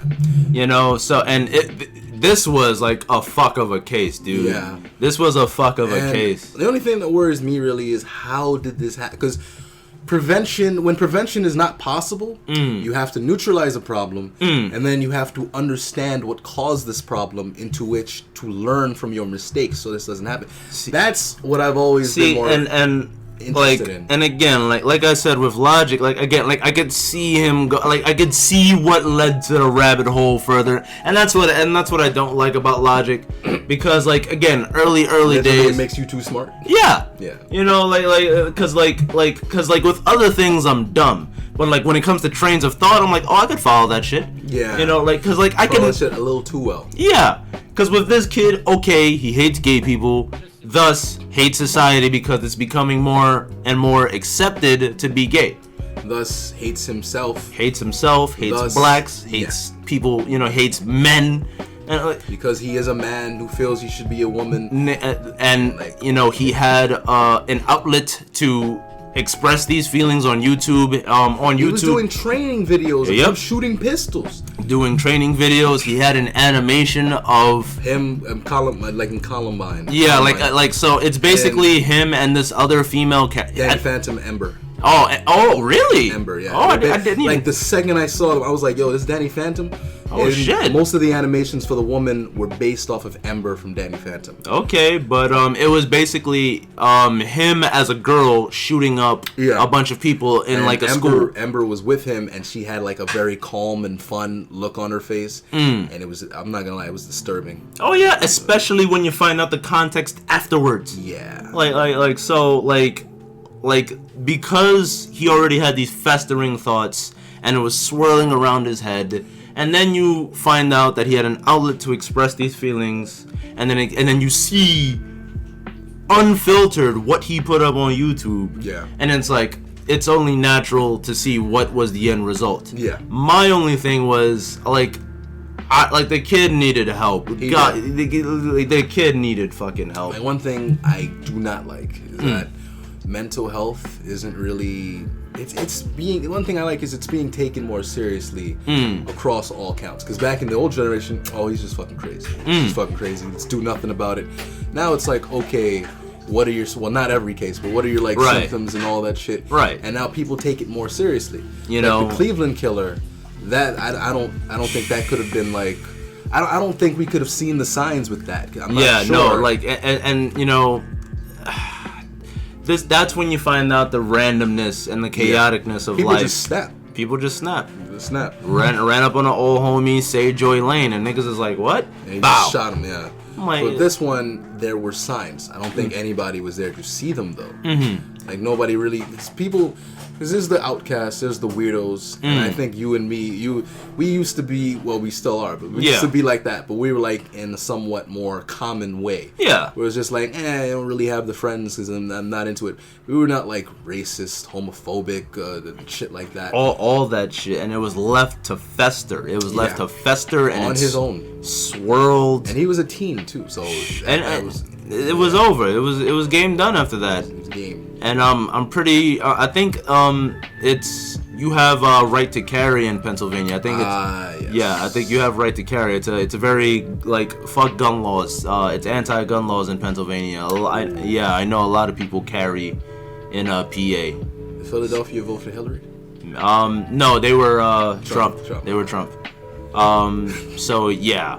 Apparently, when we import illegal guns into New York, PA is a place that we get them from. Actually, yep. Wow. PA, Florida. I know Florida with the border. Yeah. Yeah. And as a border extension, Mexico. Yeah. So we get a lot of our guns within the country. The burners. But yeah, one thing to bring up with the correlation, segue from whatever the fuck we were talking about. I can't even Just remember. mental illness and predators preying on. Oh yes, no, the logic. Yeah. The logic part I want to talk about because we have MGTOW versus third wave feminism now. Okay, so this one I'm really interested because it's funny, we were talking about this because a friend of mine last night with an afro, our mutual buddy, Our mutual buddy, friend with them values. so he brought up something really interesting, and he said that he sort of feels like all the cool stuff happened before our lifetime, and what are we going to tell our kids when we become X age? Yeah, we're gonna tell them about the meme wars of 2016. It was legendary. Hey, it was lit, boy. It all Harambe. started with the gorilla. That's how the story's gonna start. It And all started with the gorilla. We gotta instill him with that Kikistani Like pride. like grandpa, what was it like back in the day? Well, But, we had our entertainment. It was but, 975. My retort was, I'm like, yo, we have Antifa, which I don't think yes. is getting nearly as much media coverage as they I deserve. want you to take them seriously. Cause I'm like, yo, a communist group that is a resurgence of communism in America, in fucking America. I'm like, I that's go on OkCupid and I saw three, in the last few days, I've seen 3 profiles. It's just yo, you hate the anarcho-capitalist agenda in America. You hate it. I'm like, oh, I don't hate that shit. yeah, understand. that's pretty nuts. Yeah. People are calling to tear down the system. Can you see the logic in that? Can you follow it? Well, a lot of it's all right. So a lot of these ideals, and to argue from the MGTOW side of things, a lot of what feminism argues for is third wave feminism. Yeah. A lot of what it argues for is Marxist in nature, is communist in nature. They want to take power from other established establishments, individuals. Some would say men, for example, child support would be one of the ways that women, third wave feminism, would be able to gain control and take power back for themselves. And it's pretty interesting because I will tell you this: child support is a bitch, dude. Yeah. The income that they rip away from you per child, depending on what age they are. It's really fucking nuts. Yeah. It's really fucking nuts. I'm not gonna argue it's Marxist or communist in nature, but I would say it's rare that you ever see a woman pay child support. I've seen the examples, but yeah, it's kinda, and compared with men, yeah, it's kind of rare. And automatically, stereotype wise, if a man pays child support, you already know what the go-to assumption is. Oh, this guy's probably a piece of shit. It's not always the case though. Mind you, it happens a lot. I'm not gonna fucking I'm not gonna lie about that and say, oh, it doesn't happen. It happens fucking a lot, but it doesn't happen for everyone. I know with Lobo, that situation, and then I know with my uncle. It's got my 4 cousins, and they're 3 of them from one woman, and then one from another woman that he's still I think in a relationship with. However, the mother put him on child support, but he sees his kids really often though. I'm not gonna lie, that's something that pissed me off. Yeah. I'm like, yo, he's in the kid's life. He buys them stuff. Yep. And then but that's not enough. Yeah. You still gotta rip away his fucking income. And I'm not gonna lie, it pisses me off. So it's ridiculous. I guess we can like, like the meaning of like third wave feminism versus feminism. So I mean, like feminism, like I would say first and second wave, they did what they accomplished. They set out to do. They got voting rights. A lot of there's nothing that men have that they don't have. They can do, like, it's not like fucking Saudi Arabia where they can't drive. Yeah. Like, there's no Sharia law here. Like, you can do whatever a man can do. Like, and the only reason that there is a there's a gender wage gap is because life choices. Niggas don't factor that shit in. Yeah. Plus maternity leave. Just men and women working differently. Like, it's just different individual. These things you gotta factor in and take into account. The intangibles. Yeah, like you gotta take these things into account. That's why there's a gender gap. You can't just show up on a commercial like, oh, you gotta pay women equally. I'm like, listen, if you could pay women less, why doesn't every fucking institution just hire women? It makes no fucking sense. You would just hire women, wouldn't you? For every position. Yeah, you would just hire a woman if you could just pay them less. Yeah. So now let's get into the MGTOW side of things. So MGTOW, which is called Men Going Their Own Way, if you didn't know. MGTOW, it has been growing. It's a lifestyle preference / choice. It's been growing the last couple of years. But apparently, some people would argue that men has always been doing it, going back to the 1900s. Yeah. So, but it's what the lifestyle is basically men refusing to engage in a relationship with women, refusing to engage in marriage. Yeah. There's a lot of terms that are thrown around in the MGTOW sphere, like pump and dump. We know what that is. One night stands, things of that nature. And of course things get very misogynistic real quick. Very misogynistic. With other terms such as the cock carousel. They a lot of MGTOW like to say women ride the cock carousel. As in they like date or fuck multiple men at once. Yeah. So like things get very misogynistic. And they also call women like, oh yeah, women are stupider than men. Yeah, they're not as skilled as men. All that retarded shit. The reason why I bring up third wave feminism first, then MGTOWs, is basically MGTOW is the response to third wave feminism. Because third wave feminism, it came up first. Yeah, it came up first. The whole thing about it is the Jabroni God put me on to this like about a year ago. So it was a random YouTube video, and this is how I got into it. So the reason I watch these videos at times, usually he sends them to me, but sometimes I watch them on my own because I need to see the logic. I need to understand something before I make a decision of whether I agree with it or not. So I need to see how the other side thinks. So that's why I do it. And then for some parts, I do understand partly where they're coming from. Like some women take advantage of men in many ways. Like they take half your shit and all that stuff like that, yada yada. However, I do not agree with the whole like mad misogynistic side of it. Women are stupid. Women are made to be subservient to men. I'm like, I don't agree with that at all.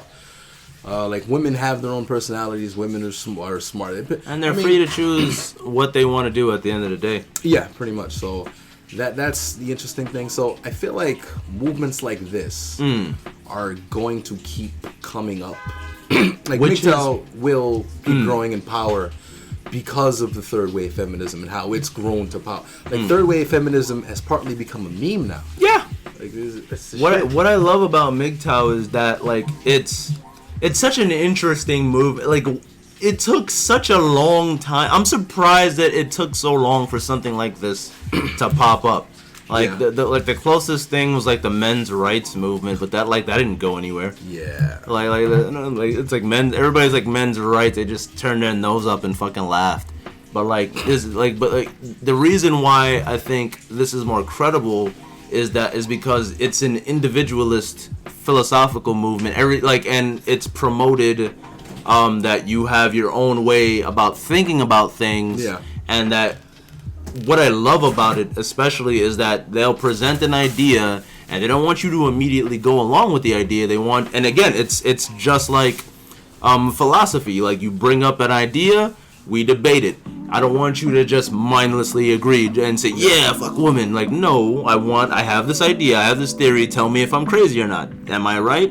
Debate it, tweak it. Let's come up with these terms. Let's come up with this concept. I'm like, that's really cool. That is. And this is how many different, and what I'm excited about is that this is how many existential philosophical movements first began. Oh yeah. Because many philosophers, in this case existential, they was like, okay, we want to make something relating to the nature of existence, and all of our ideas trace back to this guy Kierkegaard. So we can't take credit because he's the one, we all follow him, and he pretty much founded the nature of existentialism, and that's what we're gonna call it. And he comes up with these concepts, and we're basically gonna name it, even though he didn't name it. We're just gonna basically take what he talked about and name it, and just put it into these brackets. And I'm like, that's really, really cool, because MGTOW does exactly what like classic existentialist philosophy does. Like, if you didn't understand any of that, I'm just gonna put it in very simple terms. Okay, you see Marvel Comics and DC, so these characters were created by a certain writer and artist. However, these characters are reused over and over again. Like, take Wolverine. There have been many different. Yeah. There have been. That's why I said that. There have been many different Wolverine writers, and each one adds a little bit to the mythos of what Wolverine is. They improve upon what the previous writer has actually set. They keep what is usable and what is good, what works, and then they expand and they don't use what doesn't work. Same thing with like Superman, if you really need to get into it. Like, there have been so many writers of Superman, they add stuff like different kryptonites, different powers, different allies, different like traits, stuff like that. Certain things about Superman stay the same. Exactly. Which is like his Boy Scoutness and all that stuff. You know, he's like a shining beacon and all that stuff. So that stays the same. However, certain things like a heart condition or a new power, the solar flare power, right, stuff like that. So that's kind of what it's like. If you didn't understand that existentialism, there's one thing that can be put into it is Camus. Right. Camus is basically the man who actually kind of like popularized absurdism, which is a different path of existentialism. Existentialism. It's a different. Different. It's basically a different branch. Yeah. So I don't know if we want to go all extra. I mean, just to quickly explain it, all it is like I said, Kierkegaard founded this concept called the absurd, and Camus was like, oh shit, this is really interesting, and I really fucks with this, but I disagree with you here, Kierkegaard. Yeah. And that's when absurdism became a thing. Basically, where he disagreed with him was the path. Basically, there's three paths to deal with what is the absurd, which is like your metaphysical mind understanding the void and shit. Okay, so the absurd relates to the nature of man trying to find or understand meaning, inherent meaning, in this universe. And it relates to that conflict, that unending conflict of like, yo, what if there is no purpose? Maybe there is. That's all the absurd is. And nihilism is basically saying there is none. There's none. Existentialism. You have your answer. Existentialism is you find your own purpose, which is why I like it so much. Right. And absurdism is basically the same thing. However, it's pretty interesting. It's so a bit different. So to finish up that train of thought, the three solutions to resolve the conflict of the absurd is one, suicide, which neither of them condone. Yeah. Because they express that as an escape. Two, religious or metaphysical, concept to like religion or any of the various basically religions. God. To escape. Not to escape, to resolve. But Camus calls this philosophical suicide because there's no question to have. This is what Kierkegaard actually agreed with. Yeah, this is what Kierkegaard was a Christian existentialist. Yeah. And what Camus agrees with is the third choice, which is embrace the absurd. The absurd. Whereas you understand it, you look at it, you see it, and then you accept it.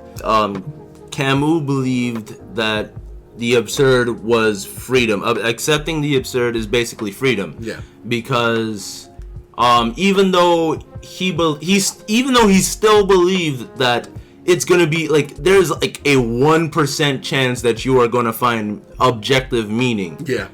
Like he What still would said, that be? yeah, he still said you gotta search for the answer. He still said search for the answer.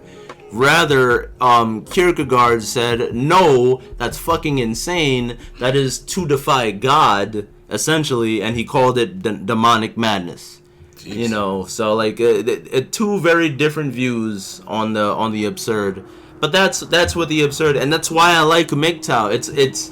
It's all these different dudes coming together to say, yo, this is where I think MGTOW first began. This is where I think feminism and communism line up in these ideals. And I'm just like, yo, this is really fucking cool.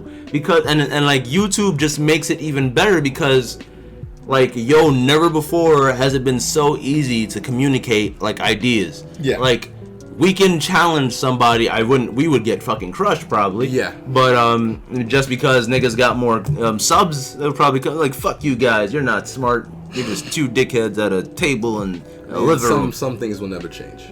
You know, but you know, like with the creation of the internet, all we gotta do is sit here for like 10 minutes, record our response. And with the speed of the internet, we have a response to to John Doe on his belief. It's so great. Yeah, it's really fantastic, and a lot of people think differently. It's just what I'm saying. It's just really cool, and again, like it promotes individualist thought, and I really love that. Like as opposed to feminism, whereas like it's a group think. It's we stand together, one of us, all of us. You know, that type of deal, and I'm just like, no, I can't fuck with that. Versus where it's MGTOW, it's like, we're all brothers, we support each other, but at the end of the day, we are still us. Where I am me, like I support you, me and you fucks with each other, but like, yo, we gotta pursue our own ideals. Yeah. For both of us to move ahead. Yeah. Feminism says if one of us moves ahead, all of us do, and I'm like, no. Like there's examples where that is true, right? And there's other examples where that is not, right? Like and you're right. Like you look at Jackie Robinson, maybe like that's one where it was just like, oh yeah, he broke the color barrier, right? And he brought them up. Like okay, he moved up, so everybody else moved up, and things started getting integrated.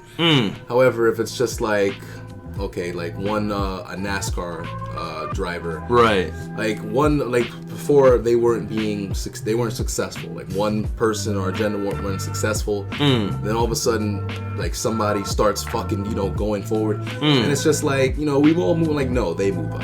Yeah. Like Danica Patrick. Like other women, I don't know if other women were in NASCAR before, but like I see some women in NASCAR after Danica Patrick blew up, but I don't see that many. Like they've always been able to be in there. I think it's one of those things where they can't do it. Yeah, it's just generally not expected that they would do it. Yeah, because I know a lot of girls who like cars. It's like it's a respected thing. If you know how to fix a car and all that. It's a great thing. Yeah. And I'm not saying that you knowing something or being able to do something means that everybody else can't. Maybe they just weren't generally interested in it. I don't know. I think video games are another place where it wouldn't really be. Yeah, the video games are pretty interesting because I see why a lot of dudes are really upset by gamer girls. I really do. Because for a long time that was like, because see, the thing is, nerds are very fragile people. Yeah. And this is, I guess that's one of your topics, geeks versus freaks.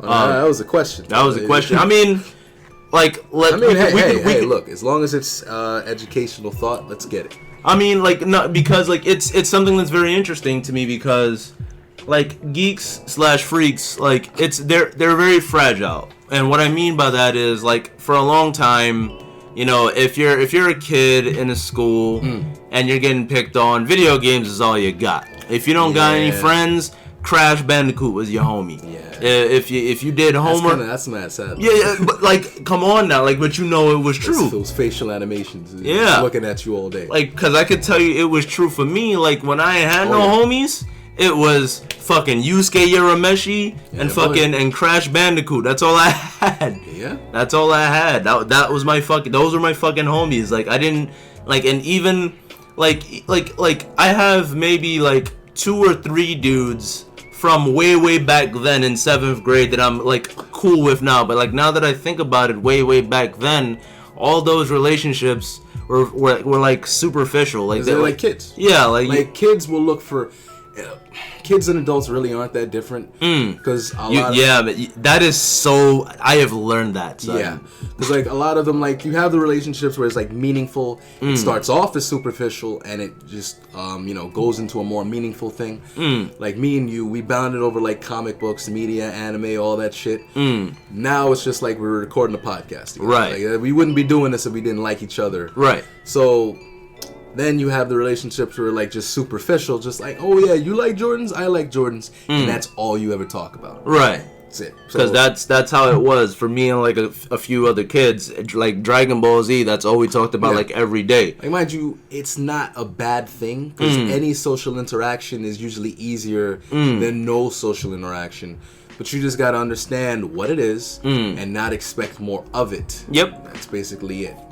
Like for me, like video games and I was just known for playing 2 games. I was known for like having a Nintendo SP and playing Dragon Ball Z Supersonic Warriors and being really fucking nasty in that game. Did you ever play Legacy of Goku?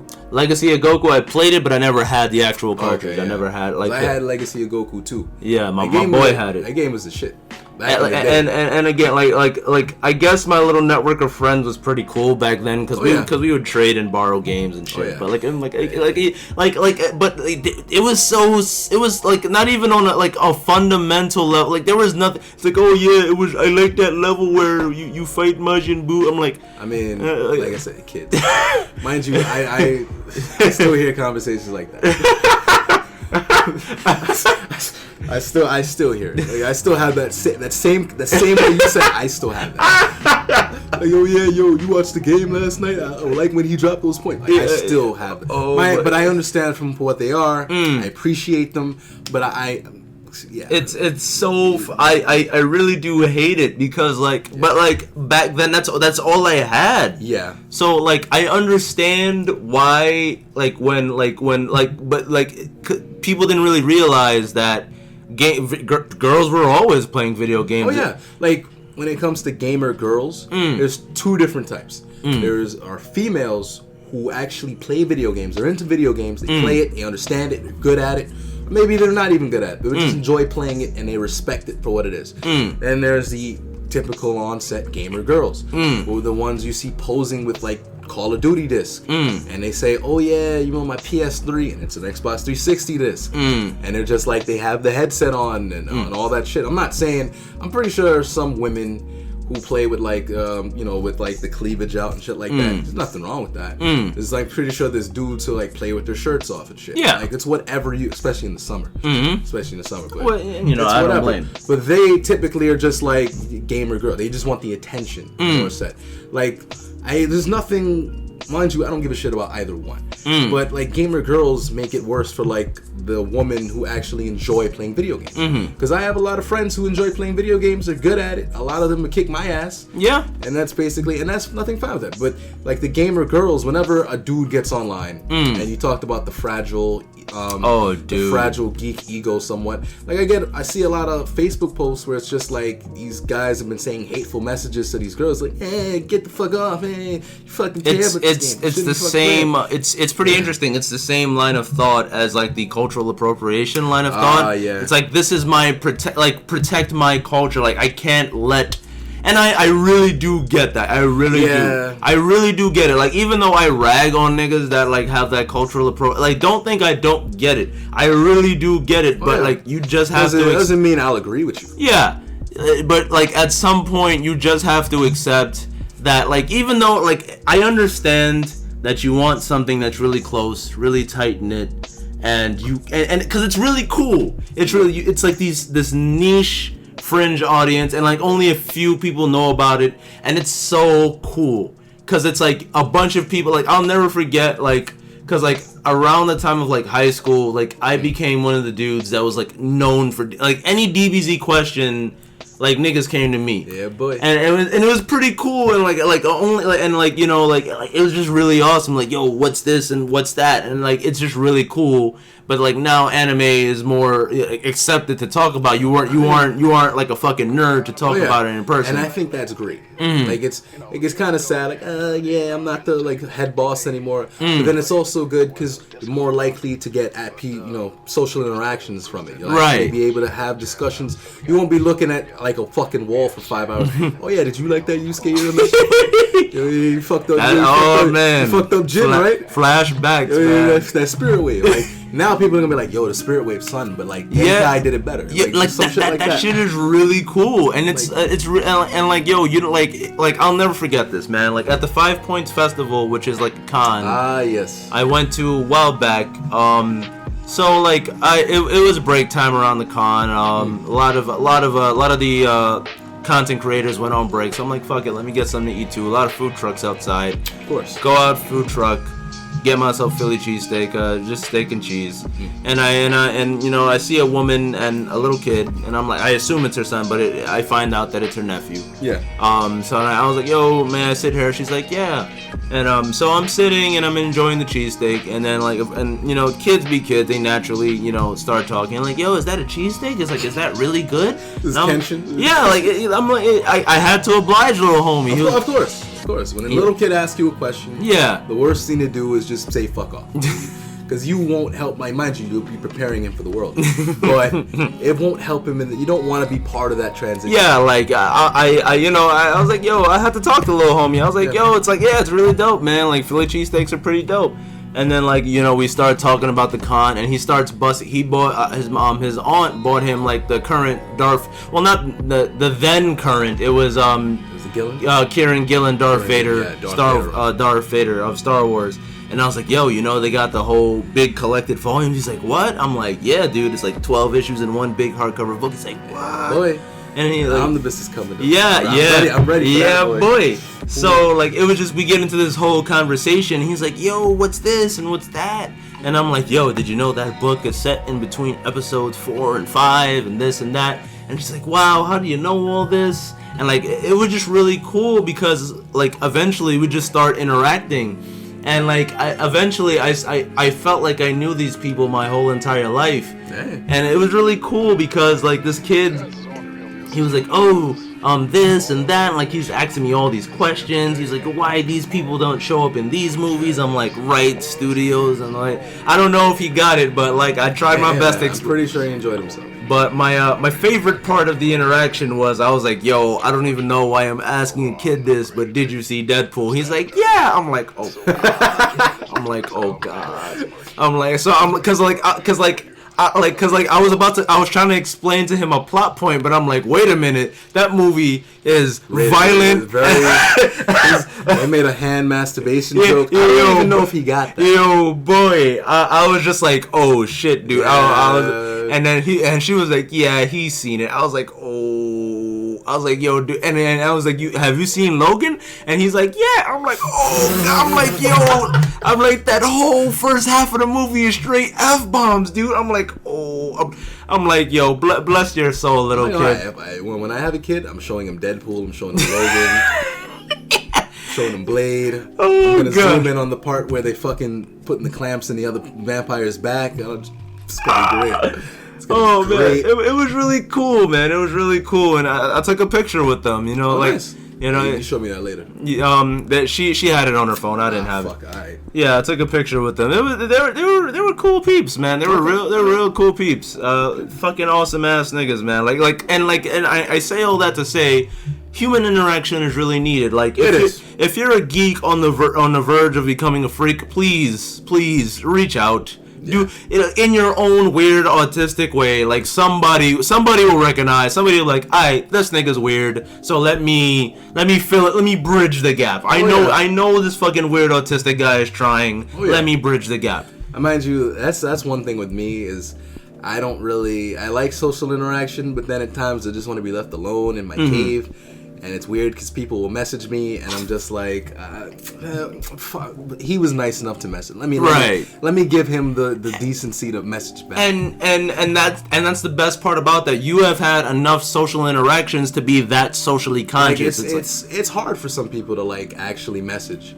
So I'm just like, all right, fucking message. I'm gonna fucking answer, like, at least, you know. And it's like yo, I'm telling you guys, like, for all you weirdos and social outcasts, like, life is really cool. It is. Like, when you start going around and talking to people, it's like really fucking dope, dude. Yeah, and if somebody tells you fuck off or you're a nerd, don't worry. Don't worry about it. It's not the end of the world, my nigga. A lot of dickheads in the world. A lot of fucking dickheads. Oh yeah. There's always another day, and there's always somebody that's willing to talk to you. Trust us on that one. Unless we're the ones who say fuck off and you're a weirdo, you may need to evaluate.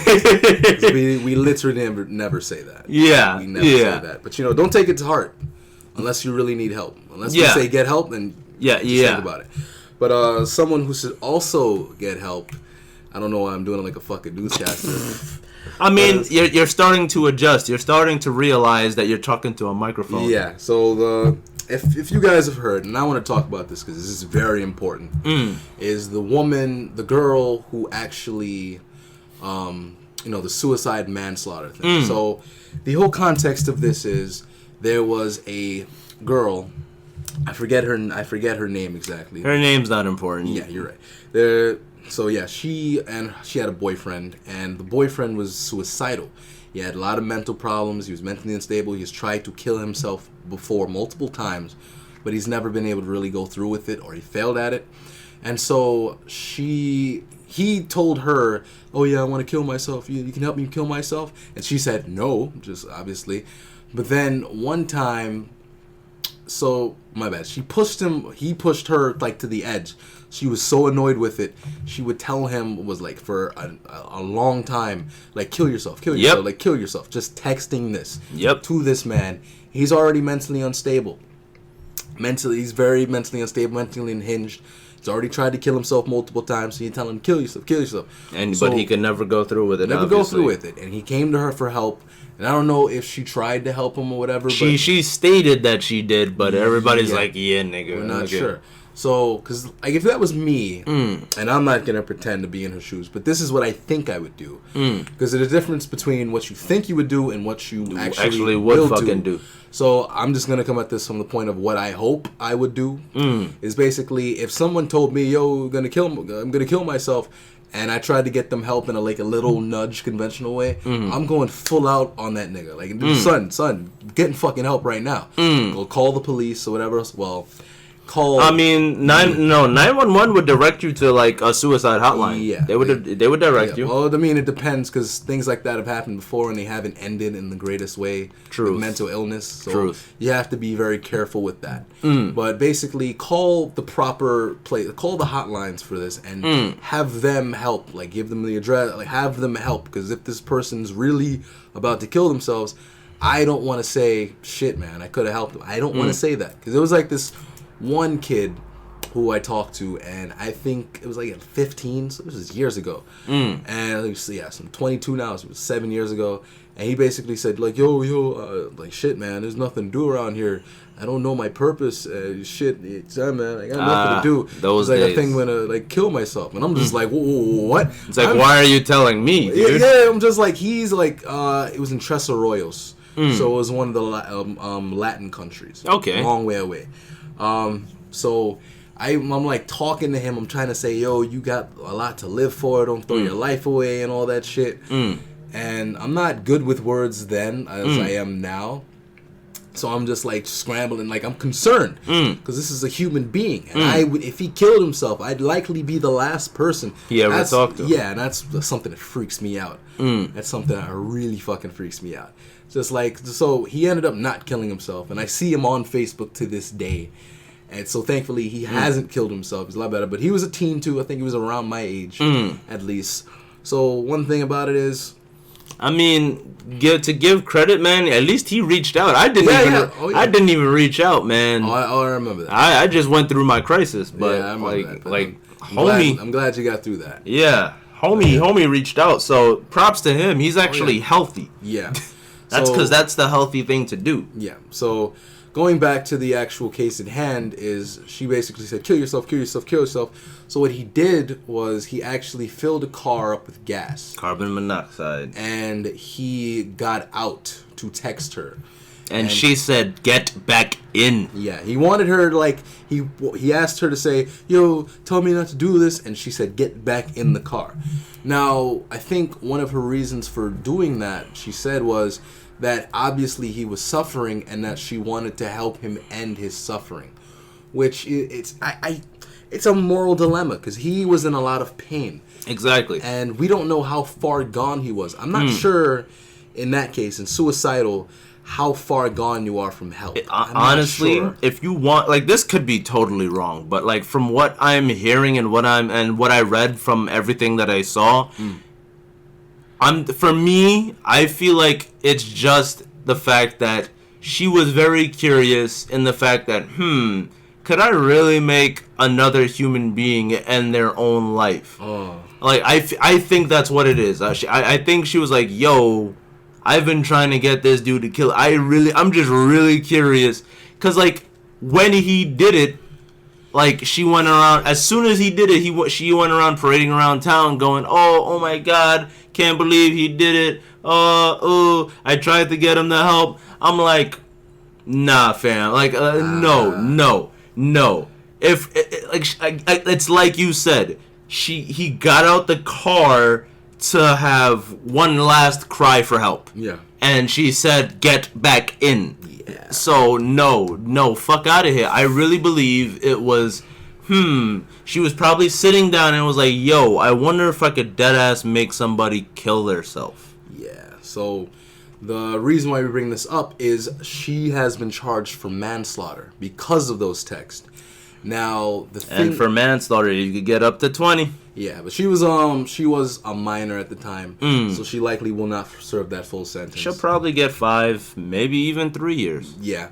So the whole thing about it is now this brings up a whole thing of if you text somebody something and as a result it makes them kill themselves. This is popular online culture. KYS, bro. Yeah. So can that actually make you liable for manslaughter? Can you commit a crime like that?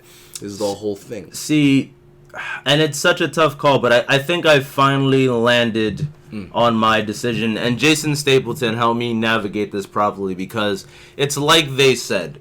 If you were to say yes, that if you told somebody to kill themselves and that can actually land you in jail, then a hot skip and jump away is other word crimes. Yeah. Somebody rolls up on a black kid and says nigger. And then they go home and hang themselves. Yeah, and it's like, oh, you're going to jail. I'm like, it's like, because like I said, at what point does it stop? What censorship will there be?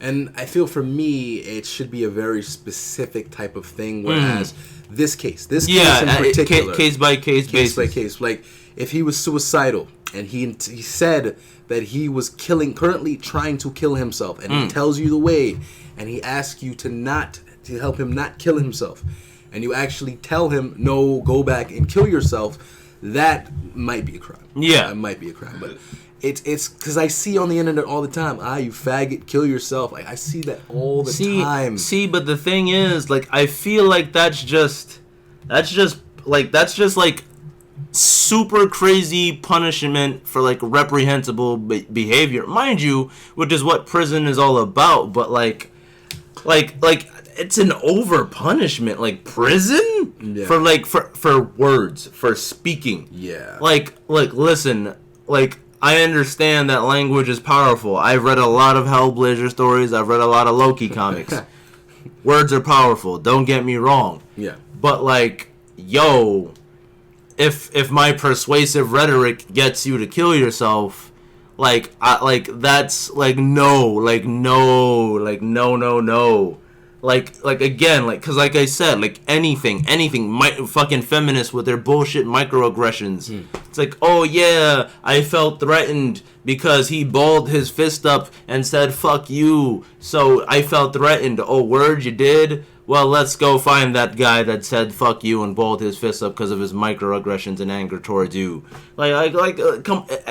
You can, like, that is the opening door now, because anything you say is now up for debate. Anything you say, like, well, was that something that really harmed them? Forget physical threats and violence and actually putting your hands on someone. Yeah. If you speak at them now, that is considered the same as punching them or assaulting them. Yeah. There is nothing indistinguishable about it now. And I'm like, no, that cannot happen. That cannot happen because, again, another topic that we had lined up, it's preserving the integrity of free speech. Yes. Listen, hate speech may be hate speech, but I still say hate speech is free speech. Oh yeah, it's just not really, we don't support that. Exactly. Listen, man, like, the worst thing that can happen to somebody's cause is by speaking.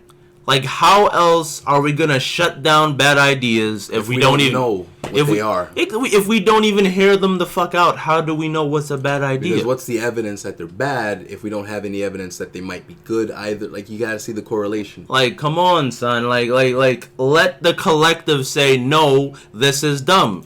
Case in point, alt-right leader Richard Spencer. Yeah. Like, let the collective go, no, white nationalism is pretty fucking stupid. Yeah. You know, and I'm sure everybody would have said that. There's no need to punch the man. There's no need to punch. There's no need to beat him out of talking. There's no need to beat him out of the discussion. There's no need for that. What is the need? One thing that from JoJo's Bizarre Adventure, Diamond is Unbreakable. Mm-hmm. Like, Rohan Kishibe, which is one of my favorite characters, said one thing. It's like, yo, he said to this one villain, he's like, yo, since I'm 9 years older than you, let me tell you something. He's just like, yo, it's easy to actually let others lose. The best thing that you can do is actually go beyond yourself. Mm-hmm. One thing is, it's very easy to make others lose. Like, let them speak is the whole thing. Let others speak and elevate yourself. Mm-hmm. Basically, that quote can be applied to real life through that. Like, let others, like, the best thing that you can do for a person is you don't have to be the best. You just have to make less mistakes than somebody else. That's all you have to do. Comparatively, you're better. Yeah, comparatively, better. Because basically, you've made less mistakes. You must know more. We trust you more. Exactly. Than the guy who's made the mistakes. Maybe he is better than you, but he has not shown that to the people. Exactly. You don't in life, which is a good thing and a bad thing, you really don't have to be the best at something to actually get something done, to be better than someone else. All you have to do is convince other people that you are better than other people. Show them, have them believe it wholeheartely, and then you're good. That's basically it. Like, bullshit your ass off. Pretty much. If you're a doctor, though, don't bullshit. But, you know, and any other thing where people's lives aren't on the line, bullshit your ass off, basically. And let people destroy themselves. It's like, it's basic battle tactics. Yeah. You let other people make mistakes. You take advantage of their mistakes. Exactly. That's really all you gotta do. Like, white nationalism, you let them speak. You let them say the ideas of, oh, we don't like the melting pot that America has become, but that isn't that is America. Yeah. Like, the one thing that people like about this place, one thing that some people like about this place, is the fact that there are so many cultures around. It's pretty interesting because then the discussion becomes, what is American culture? Yeah. You know, because like to say American culture is white culture is very stupid. Like upon hearing the idea, I'm like, but Native Americans though. Yeah. Indigenous people though. Like come on, my nigga. Like, how are you gonna tell everybody else get out, but like white people weren't even here first though? Like come on now. So it's like, I'm pretty sure if people were left to express their ideas, there'd be a lot more shutting down of ideas immediately. Exactly. Because once you hear how crazy people are, like one thing that can help or break a cause is doubt. If somebody doubts your words, they don't know whether or not they agree with you or they disagree with you. And as long as you keep that up, you're always going to keep them on the sidelines. So I don't know if I agree, I don't know if I disagree, except for those fanatics, somewhat. The fanatics who don't fully know an idea and don't fully, research it. The fanatics, I don't like them. basically. But the people who are like on the sidelines, as long as they have doubts, as long as you don't fully get to express your ideas and they don't hear you. Like if I went outside and I said, "Oh yeah, you jack off on people's like you jack off on babies." I know it's an extreme example, but if I said that and people didn't let me, I said that one time, and people didn't actually let me finish, then people would be like, well, what was he going to say next? Or did he really say that? And some people would agree with me because I didn't get to finish, and some people would disagree with me because they had heard enough, even though I didn't finish. Right. However, I'm pretty sure if I had been left to finish, everybody would have been like, okay, fuck you. Exactly. It was like, I don't agree with you. Everybody would be on the disagree. I hope everybody would be on the disagree side. Listen, listen, all we have is our faith in humanity, honestly. That's all we have. Oh, Lord bless us. But yeah, so let people speak on their ideas. Because one thing is, another topic was why tolerance is important even though you disagree. We basically told you is that people destroy themselves. Yep. Look at celebrities. Look at the things that people say. Look at the things that people do. Thing about celebrities is everybody wants to hear them speak. Everybody wants to see them. Celebrities want to be heard. Celebrities want to be seen. And so the media outlets want to see these celebrities preferably destroy themselves. Oh, and by the way, fuck you, Kathy Griffin. Continue. But yeah, so they want to see them destroy themselves. And so Kathy Griffin is one such example. Basically, she said what she said. She had a full, full press conference and all that shit. And now all her sponsors have dropped her. All the shows have dropped her. Look at that. Free speech at Everything. work. Ain't it great, Americans? However, had she not been able to say this, things would have been like, okay, whatever. Yeah. Like, one thing that people have is like, yo, you can be quiet. You can stay silent. The best thing is to stay silent at times. That's why some people have the publicists and all that shit. Like, don't speak. That's basically it. A lot of publicists say don't speak and all that shit. Like, that's what her publicist should have fucking told her. Like, exactly. If she had the gall to make jokes during her press conference. Yeah. Like, Jesus Christ, dude, and you're fucking self-aggrandizing, you're virtue signaling, all that shit. I'm like, listen, it's lost here. Like, listen, if you're gonna make an apology, but don't sit there and go, you broke me, and old white people, old white men, I've been dealing with old white men all my life, and like, with I fight for women everywhere. No, apologize. You made this about an apology. Apologize. Yeah. The fuck are you doing, dude? It's like, that's reason enough why you should just if you have an opponent and you are pretty sure your opponent doesn't know what the fuck they are talking about, or you're sure that your idea is the more agreeable, people will agree with that more, the better idea, let them speak. Let them speak until they won't speak anymore. I forgot what's the fallacy of, like, basically just attacking their character. I forgot what's the fallacy. Fuck. I'll search it up afterwards. I had Logic, I had Logic speaking, so I fucking learned about that years ago. Yeah. There's appeal to everything. There's appeal to majority. No, it's not a red herring. Yeah. No, it's not a red herring. It's not a straw man. Shit.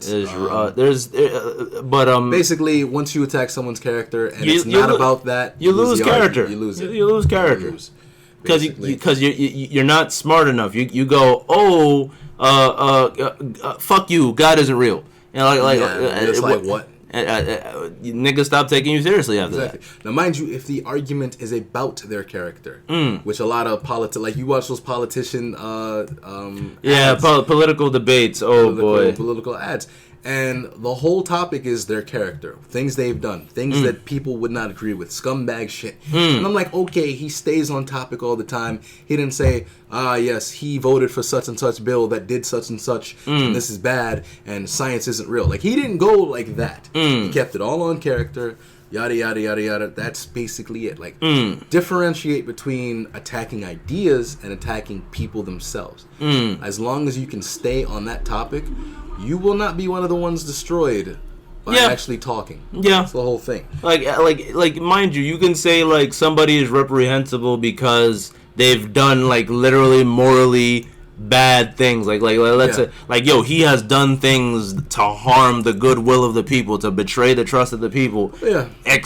This is why he is legitimately a terrible person. Like, okay, like, sir, I'm like, okay, then people would be like, he took away benefits for veterans. Yeah. Which I know, I hear that a lot. Yeah, you know, like, benefits. So, like, but if you just say, oh, he's bad because he's like I just don't like him. Fuck that guy. Oh yeah. Niggas is like, alright, okay, like we this guy's a mental midget. Yeah. This guy's a fucking mental midget. No, it's not happening. So, do you want to hit the what they call them now? The questions. Fucking. Would you rather? Would you rather? You want to hit that now? Where are we at?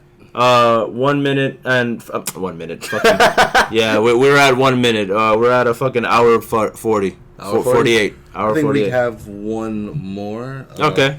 Let me see. There's either we hit a lot today. Yeah, that's what I'm saying. Yeah. Like, yo, like, would you rather would be pristine. Oh yeah, true. But there's Dennis Rodman in North Korea. I don't even know what to say about that. Honestly, you're right. One thing we can say is Dennis Rodman walked up to I think it was a politician, a spokesperson. Okay. In North Korea, and he handed him Trump's book, Art of of the Deal book. And it was the most hilarious shit I have read in a long time. It was because they have the thumbnail, and it was just the guy looking at the book, not sure what to do. And Dennis Rodman with his crazy hair and the shade, just like standing with his arms crossed. Great. Basically, he went there to like diffuse the situation between America and North Korea, because he's basically Kim Jong-un's buddy. Like they've hung out before. Like they hung out like maybe a year, 2 years ago. So beyond the development for that, people, he might just do things over there. But any other topics that we didn't cover that we could cover? I don't know. Universal healthcare versus free market. Yeah, sure. We could handle that real quick. All right. Because you're talking about like universal healthcare. Basically, it gives people just one option, and it kind of floods the market up. Yeah, so universal healthcare, like here's my thing. Like I really hate when nationalization happens. All nationalization is when the state / government takes control of private property or privately owned industries. Healthcare being one of them.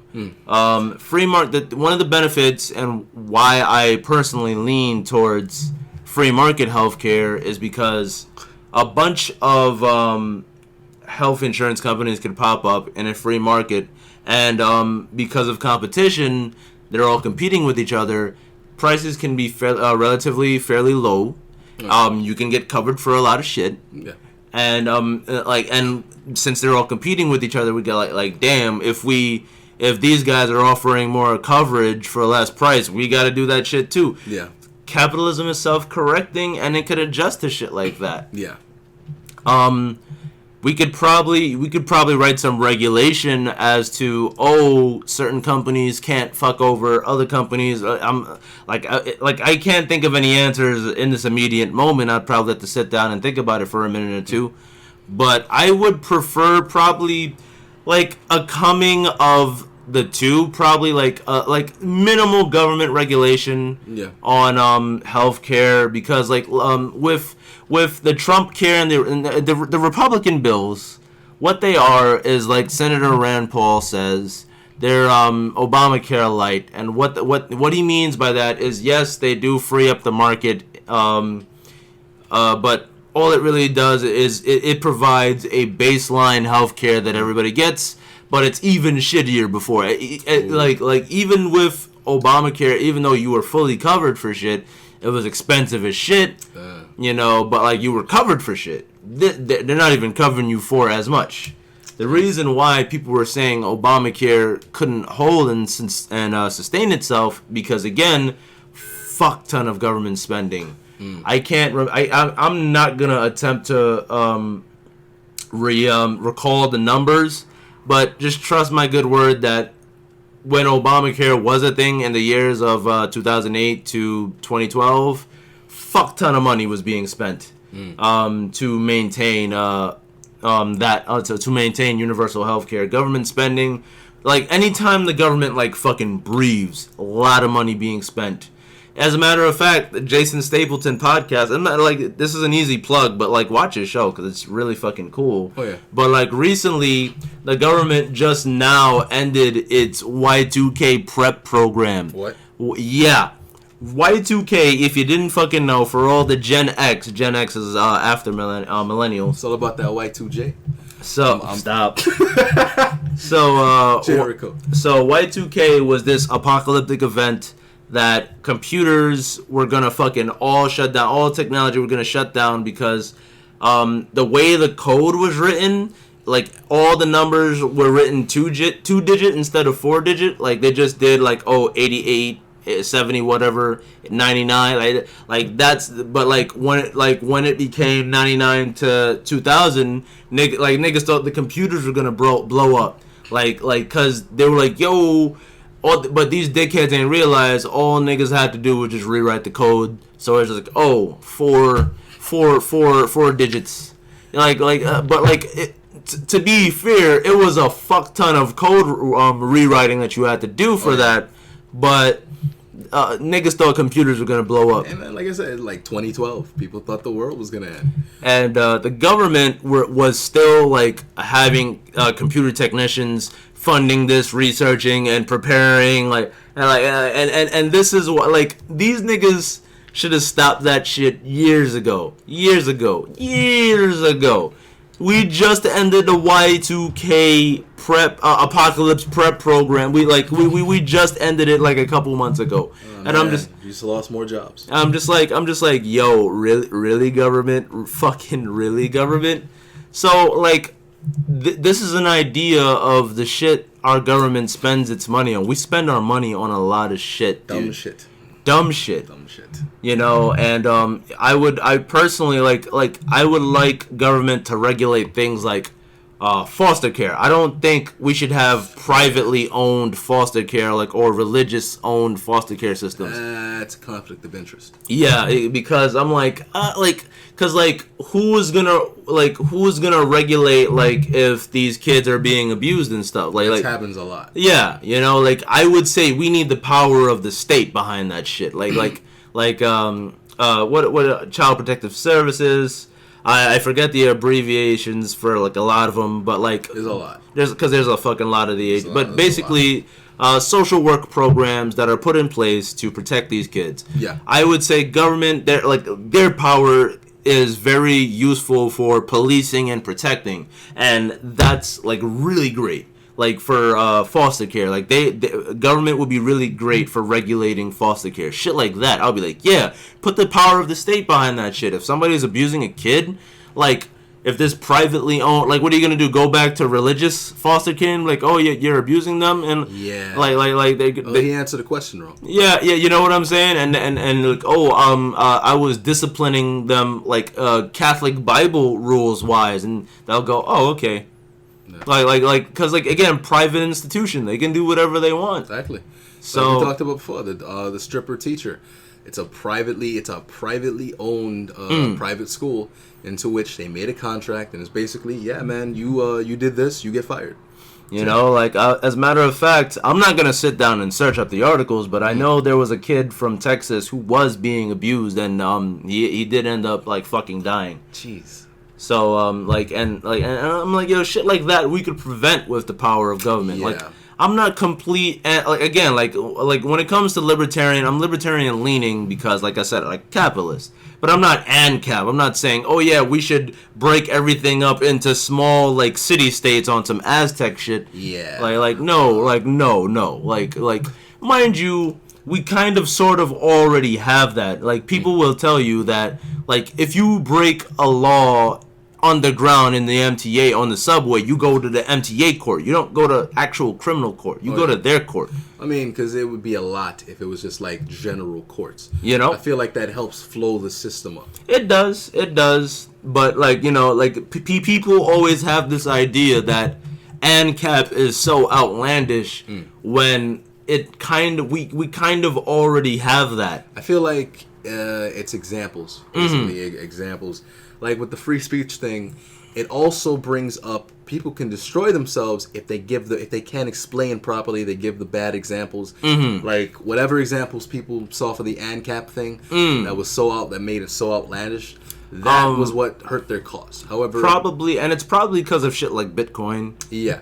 Like your example, a lot more reasonable, a lot smaller in scale. Like you keep things smaller in scale, you'll always help people understand. Smaller in scale, like your existential Kierkegaard, Camus thing, Wolverine, Superman. Like right. Things keep building and building on each other. And that's basically it. So basically, what we're trying to say here is, while everybody should have healthcare, everybody should also have a choice. Yeah. Because I believe that choices actually help people. Because one of the things that really get me upset is, people always say, and to wrap this up, is like, they're like, oh yeah, don't you want people to have healthcare? But I'm like, dude, you realize if you choose not to get healthcare, you get taxed. You get taxed. Oh. You get it's part of the law. You have to have healthcare. It's part of the fucking law. And I'm like, that's fucking ridiculous. So either way, I'm fucked. Like, I'm paying this abnormally high wage to like protect me health wise. Yeah. Or if I decide to just go fucking freeball it and not cover myself, let's say I'm just a young dude. I'm not living with any family. I don't have any relatives, and I'm just working, trying to provide for myself, and I don't really have the funds to really cover myself with healthcare. Yeah, I believe the state of Kansas, a lot of insurance companies are pulling out. You can't even get insurance over there. You generally can't get insurance in Kansas. So what are you to do if, by the time, state taxes come rolling around? So what that insurance, what's good, buddy? I don't have any. Where's my tax money? I mean, I guess people would move. Exactly. And that's the shit and that's what people don't understand. It's don't get me wrong, the power of government it's really awesome, and it could really be used for good when it's used correctly. Yeah. Like that shit like that, it's infringing upon individual liberties. Like, if you want to not buy health insurance, that should be a thing that you can do. Yeah. Like, why is it, like, I'm not saying that ideally I don't want to have health insurance. That's not what I'm saying. If you're just a dude that's really so poor that you can't afford it, like, you should have the choice. You should have the choice to just not buy it. What's wrong? Like, my thing is that am I so crazy for believing this? I mean, no, because if you don't have the funds to actually, like, let's say you live on your own, you can't go anywhere else, yada yada, you barely make enough of the rent, and you can't afford health insurance, and then you're getting taxed for not being able to afford health insurance. It doesn't really make sense. You're putting people in debt anyway, basically. So figure, you might as well get the health insurance. But then again, I can't afford the health insurance. So, no. It's ridiculous. It's like, let people choose. Listen, to wrap this conversation up. For the second time. For the second fucking time. Is, like, America was supposed to be founded on these ideals that we need to be able to live as freely as possible while living under the confines of our laws. Like, that's what we were supposed to be going under. And right now, when it comes to actual liberty, like, Canada is looking like a better place. Ooh, and even still, like, it's still an economically hindering place, because to live over there, you have to already have, like, a job set up. And, like, because my boy was explaining it to me, and it was a whole thing, but you gotta already have a job lined up and set up. And, like, you better be prepared to have major taxes taken out your fucking check, because socialist state. Yeah. But, your ass is covered because it's fucking Canada. Yeah. There's always pros and cons of everywhere. But for me, like America's a great place, and I hate to sound like Trump, but we can make it great again. Like, we can really make it great again. I'm not a Trump fan or supporter, but I am a fan of the slashing of the taxes, lowering taxes, and slashing government spending. He's slashing spending at a snail's pace, but whatever helps. Like, you know, like he like the thing is, like, people expect him to like pat him on the back, like, yeah, good job, you slashed this, you slashed, but like the programs he's slashing is like these minuscule things that nobody even fuck. Like I said, that Y2K shit. It's like, oh, like what? Like that was a thing? Like it's not like he's doing some like, yo, we're cutting the shit out of this. You know, yeah. So, but to be fair, I feel like Congress has there's a lot of infighting, and within the House of Representatives, I feel like there is an agenda that he wants to implement, but I feel like there's a lot of infighting, and he's trying to. Of course. I feel like he's getting fought. Oh, so I'll end it with that.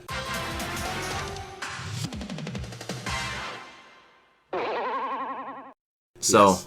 Would you rather? Would you rather? And this is the segment where we answer questions where the answer is really, we would rather not. But for your entertainment, we're going to do it anyway. So, the first question is, would you rather begin every conversation with, I hate Mexicans because... or end every conversation with, and that's why I hate black people? For me, it's obvious. I would end every conversation. I hate black people, and that's why I hate black people, because I am black. Exactly. I can get away with it. I can get away with it easily. I can get away with it, dude. I can get away with it, because you know, I know mad niggas that hate niggas. Oh yeah. I'm not one of them. But like, yeah. Oh yeah. Now let me see. Would you rather take a pill that makes your saliva and other bodily fluids taste like Jolly Ranchers? Preferably cherry, I guess. Or a pill that makes your poop and pee smell like fresh baked cookies. I'm gonna go with the Jolly Rancher because it's gonna be a lot easier to convince a chick to swallow as opposed to like, hey, eat my poop, it smells like cookies. Yeah. Like and I would hope that nobody be asking that anyway. Yeah. Because I know that gets asked. Like somewhere in the world, some dude is asking. There's some two girls, one cup action going on, man. Next question. No. Jolly Ranchers though. Would you rather open all conversations with "I am a rapist"? No. I know. I know. That's an automatic no to that. Let's see what the latter option is. Or close all conversations with "I will masturbate to you soon." Oh, definitely the latter. Definitely the latter. If you choose the first one, I am afraid of you. Don't talk to me. Hey, I am a rapist. Do you have the time? Thank you for being honest, but I'm running away from you, dude, and calling the cops. You just imagine the possibilities. Hey, I am a rapist. Hold that elevator. No,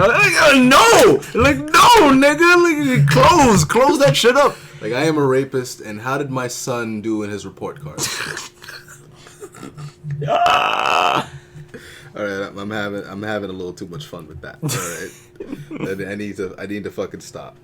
Let me see. Is there? Oh yeah. Would you rather take a 2-week vacation to Syria?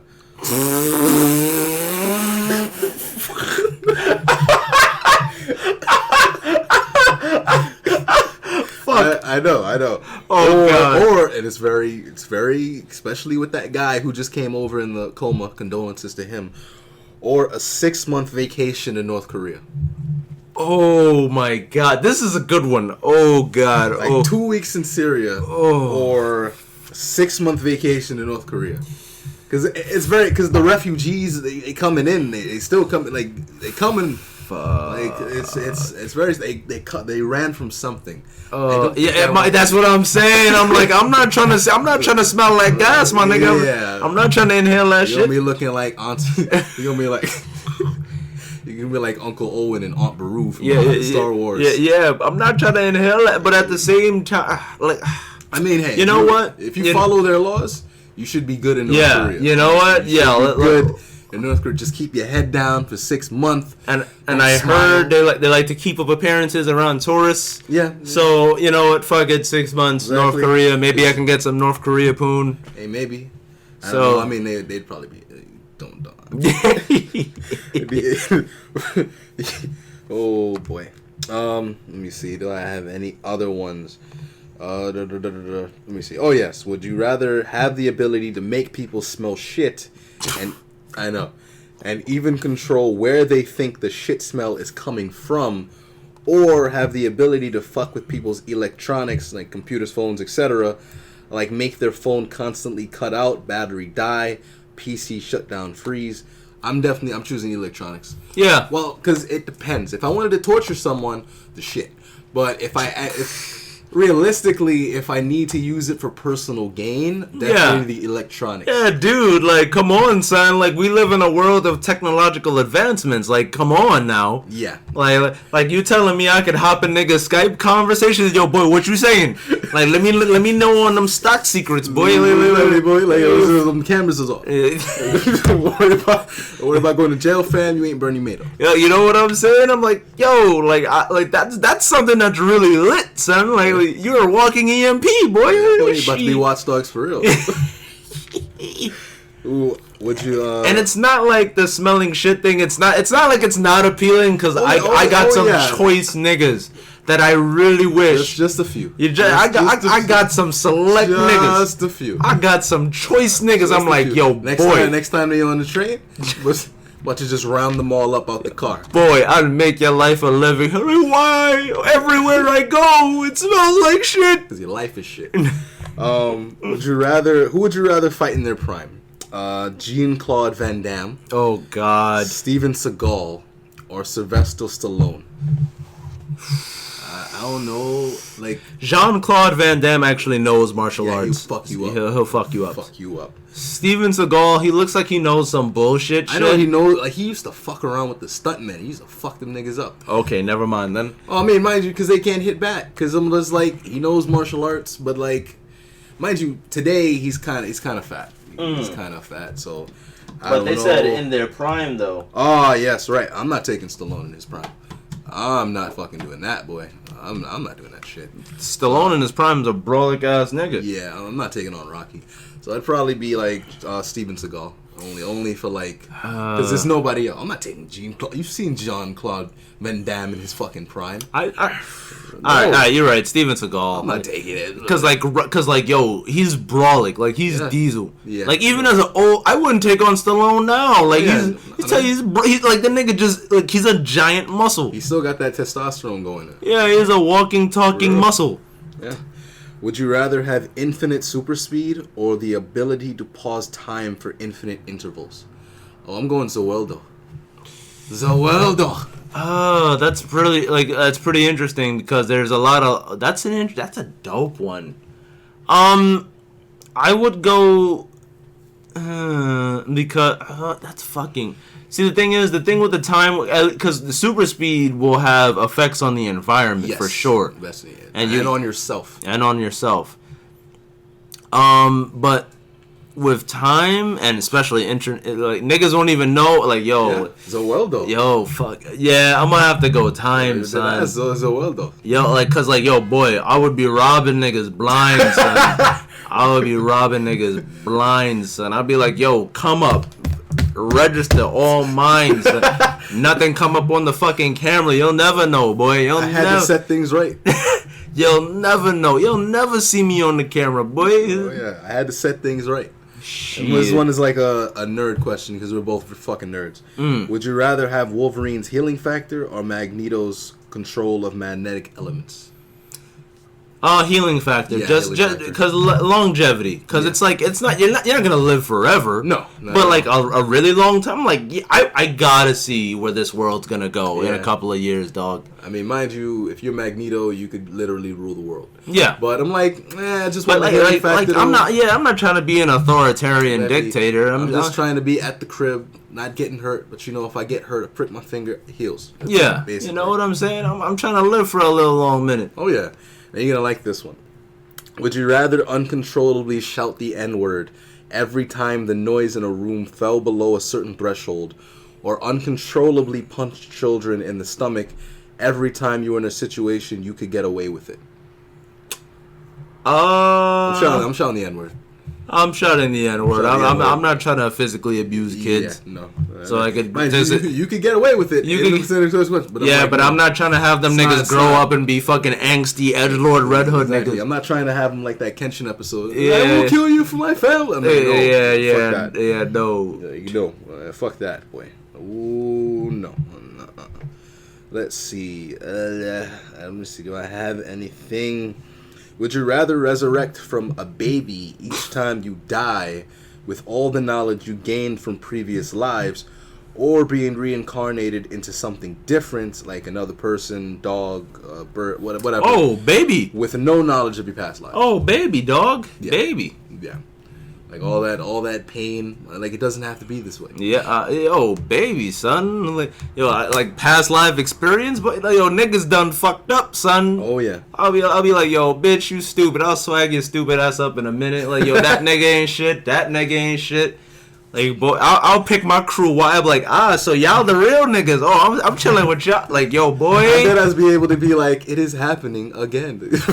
Yo, Twin Peaks reference. Boy, son, like, I'll get all the good grades, but see, Common Core math though. Like, you choose a new career. You see what this goes. Choose a new career. Yeah, shit. Be like, yo, I fucked up this. Try again next time. With your health habits, I'm pretty sure you won't have to wait. Yeah, shit. Yeah. Would you rather have a philosophical debate with a genius but is an arrogant kid, or this is why I told you this is like someone we fucking know. Yeah. Or with a famous philosopher who talks like a kid. So famous philosopher that talks like a kid, just because it's more entertaining. Yeah. Just because it's more entertaining for me. Same for you? Yeah. Okay. I'm not. I don't like fucking with arrogant people. I really fucking don't. Yeah, and it's very annoying.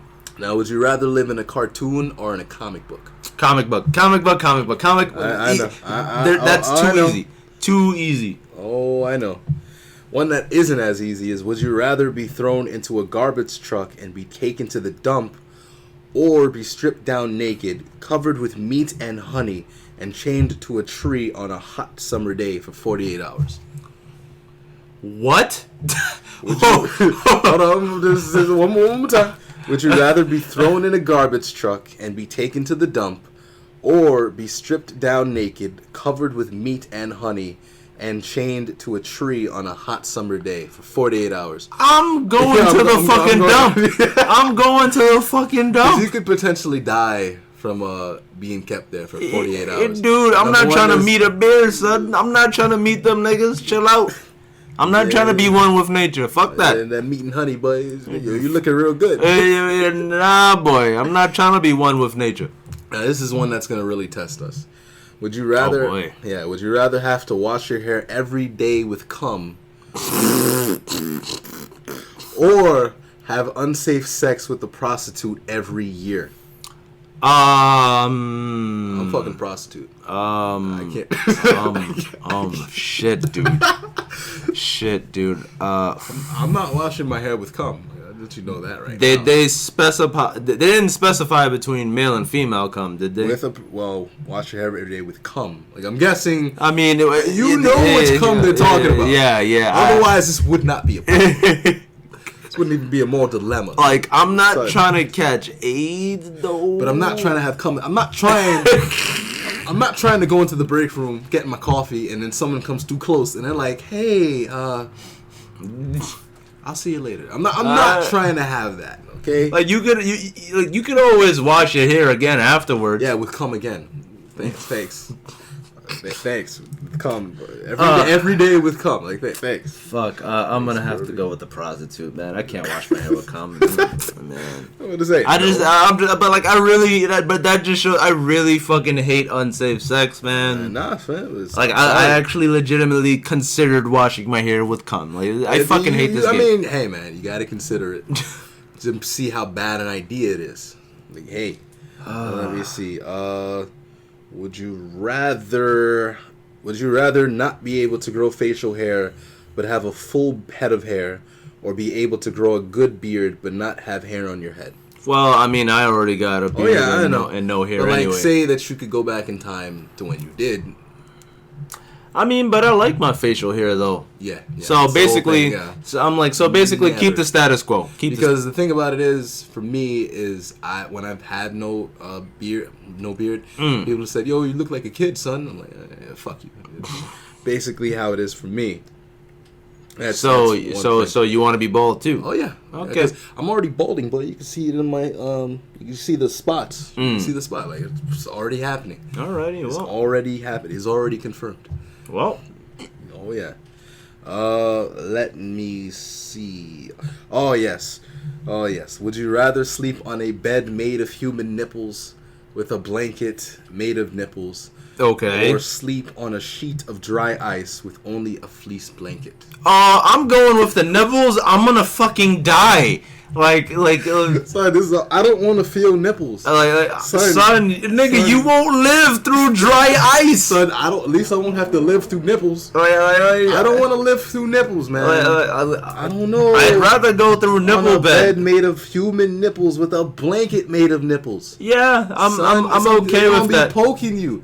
Some of them shit's gonna be saggy. I don't want to. No. Listen, you're not gonna survive dry ice, I have nigga. a fleece blanket. I will sleep on my stomach.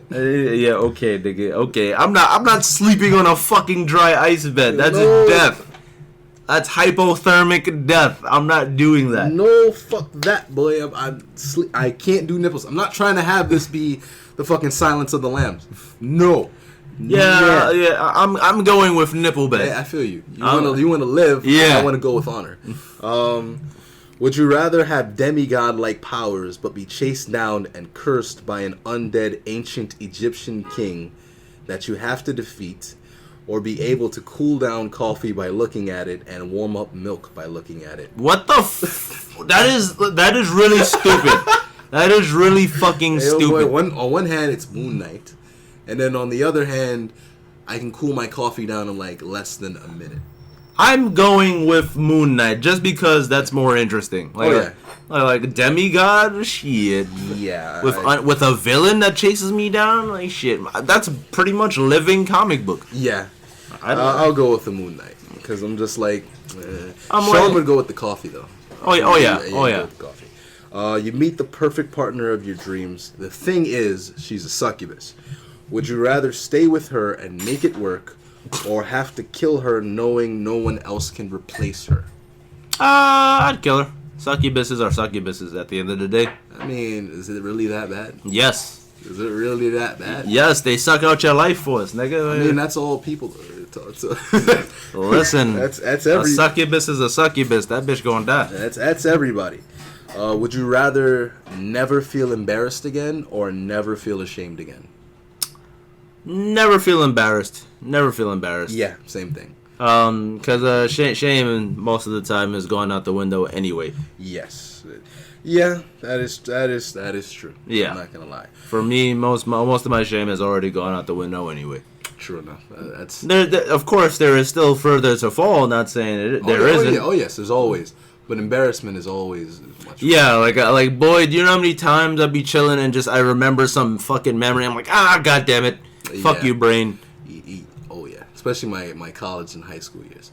Anyway, that has been Would You Rather, and that has also been Weirdos Talks. Alrighty, guys. Wait. We have to do the fucking shout outs, I mean, like, I got nobody to shout out. Let me shout out the homie Aaron. You finally graduated. You can stop telling the teachers, suck my dick and all that stuff. You go in to get your diploma. I don't know if you already got it, but when you do, hope you feel proud. Go to a CUNY school, nigga. Don't go to a SUNY school. I'm gonna smack you if you paying money for room and board. I'm gonna dead smack the shit out of you if your parents is letting you live in the crib. You already got room and board. I mean, he might have fun though. Yeah, okay. Yeah, also shout out to Johnny and Mel and Nestor. I'm sorry I couldn't make it, but I got these problems right now. Let me see. Shout out to Arcade. He couldn't be here because he drank some sour milk. And that's not a sexual metaphor. No, he really drank sour milk. Just drank sour. He didn't look at the fucking date. That's why he's not here. Because I wanted to talk to him about that gay kid. Also, shout out to Adam. Oh yes, homie said best anime all time, Cowboy Bebop. I'm not saying that is bad, but I'm not all time though. All time though. I'm just like all time greats maybe, but like all time. It's up there, but it's like not the whole like thing. the OG all time. Like no, nigga. Oh yeah, and shout out to them. Shout out to Sean. You always keep my comics nice and warm for me on Tuesdays. I appreciate you. I'm hoping you get that. Even though Sean will never listen to this. Oh yeah, of course. That's why I'm saying it. And shout out to Flat Haven Stories. I actually listened to one of my old podcasts, and I deadass used to say your name is Flag Haven Stories. Flag Haven. That's great. Flat Haven. And shout out to you for being here. No it's doubt. Mad fucking late. We about to play some PS4. We're about to play some fucking video games, bro. Oh yeah, boy. So yeah, I hope you enjoyed. This has been our show. Until next time, I hope you enjoyed. Peace the fuck out. Let's go.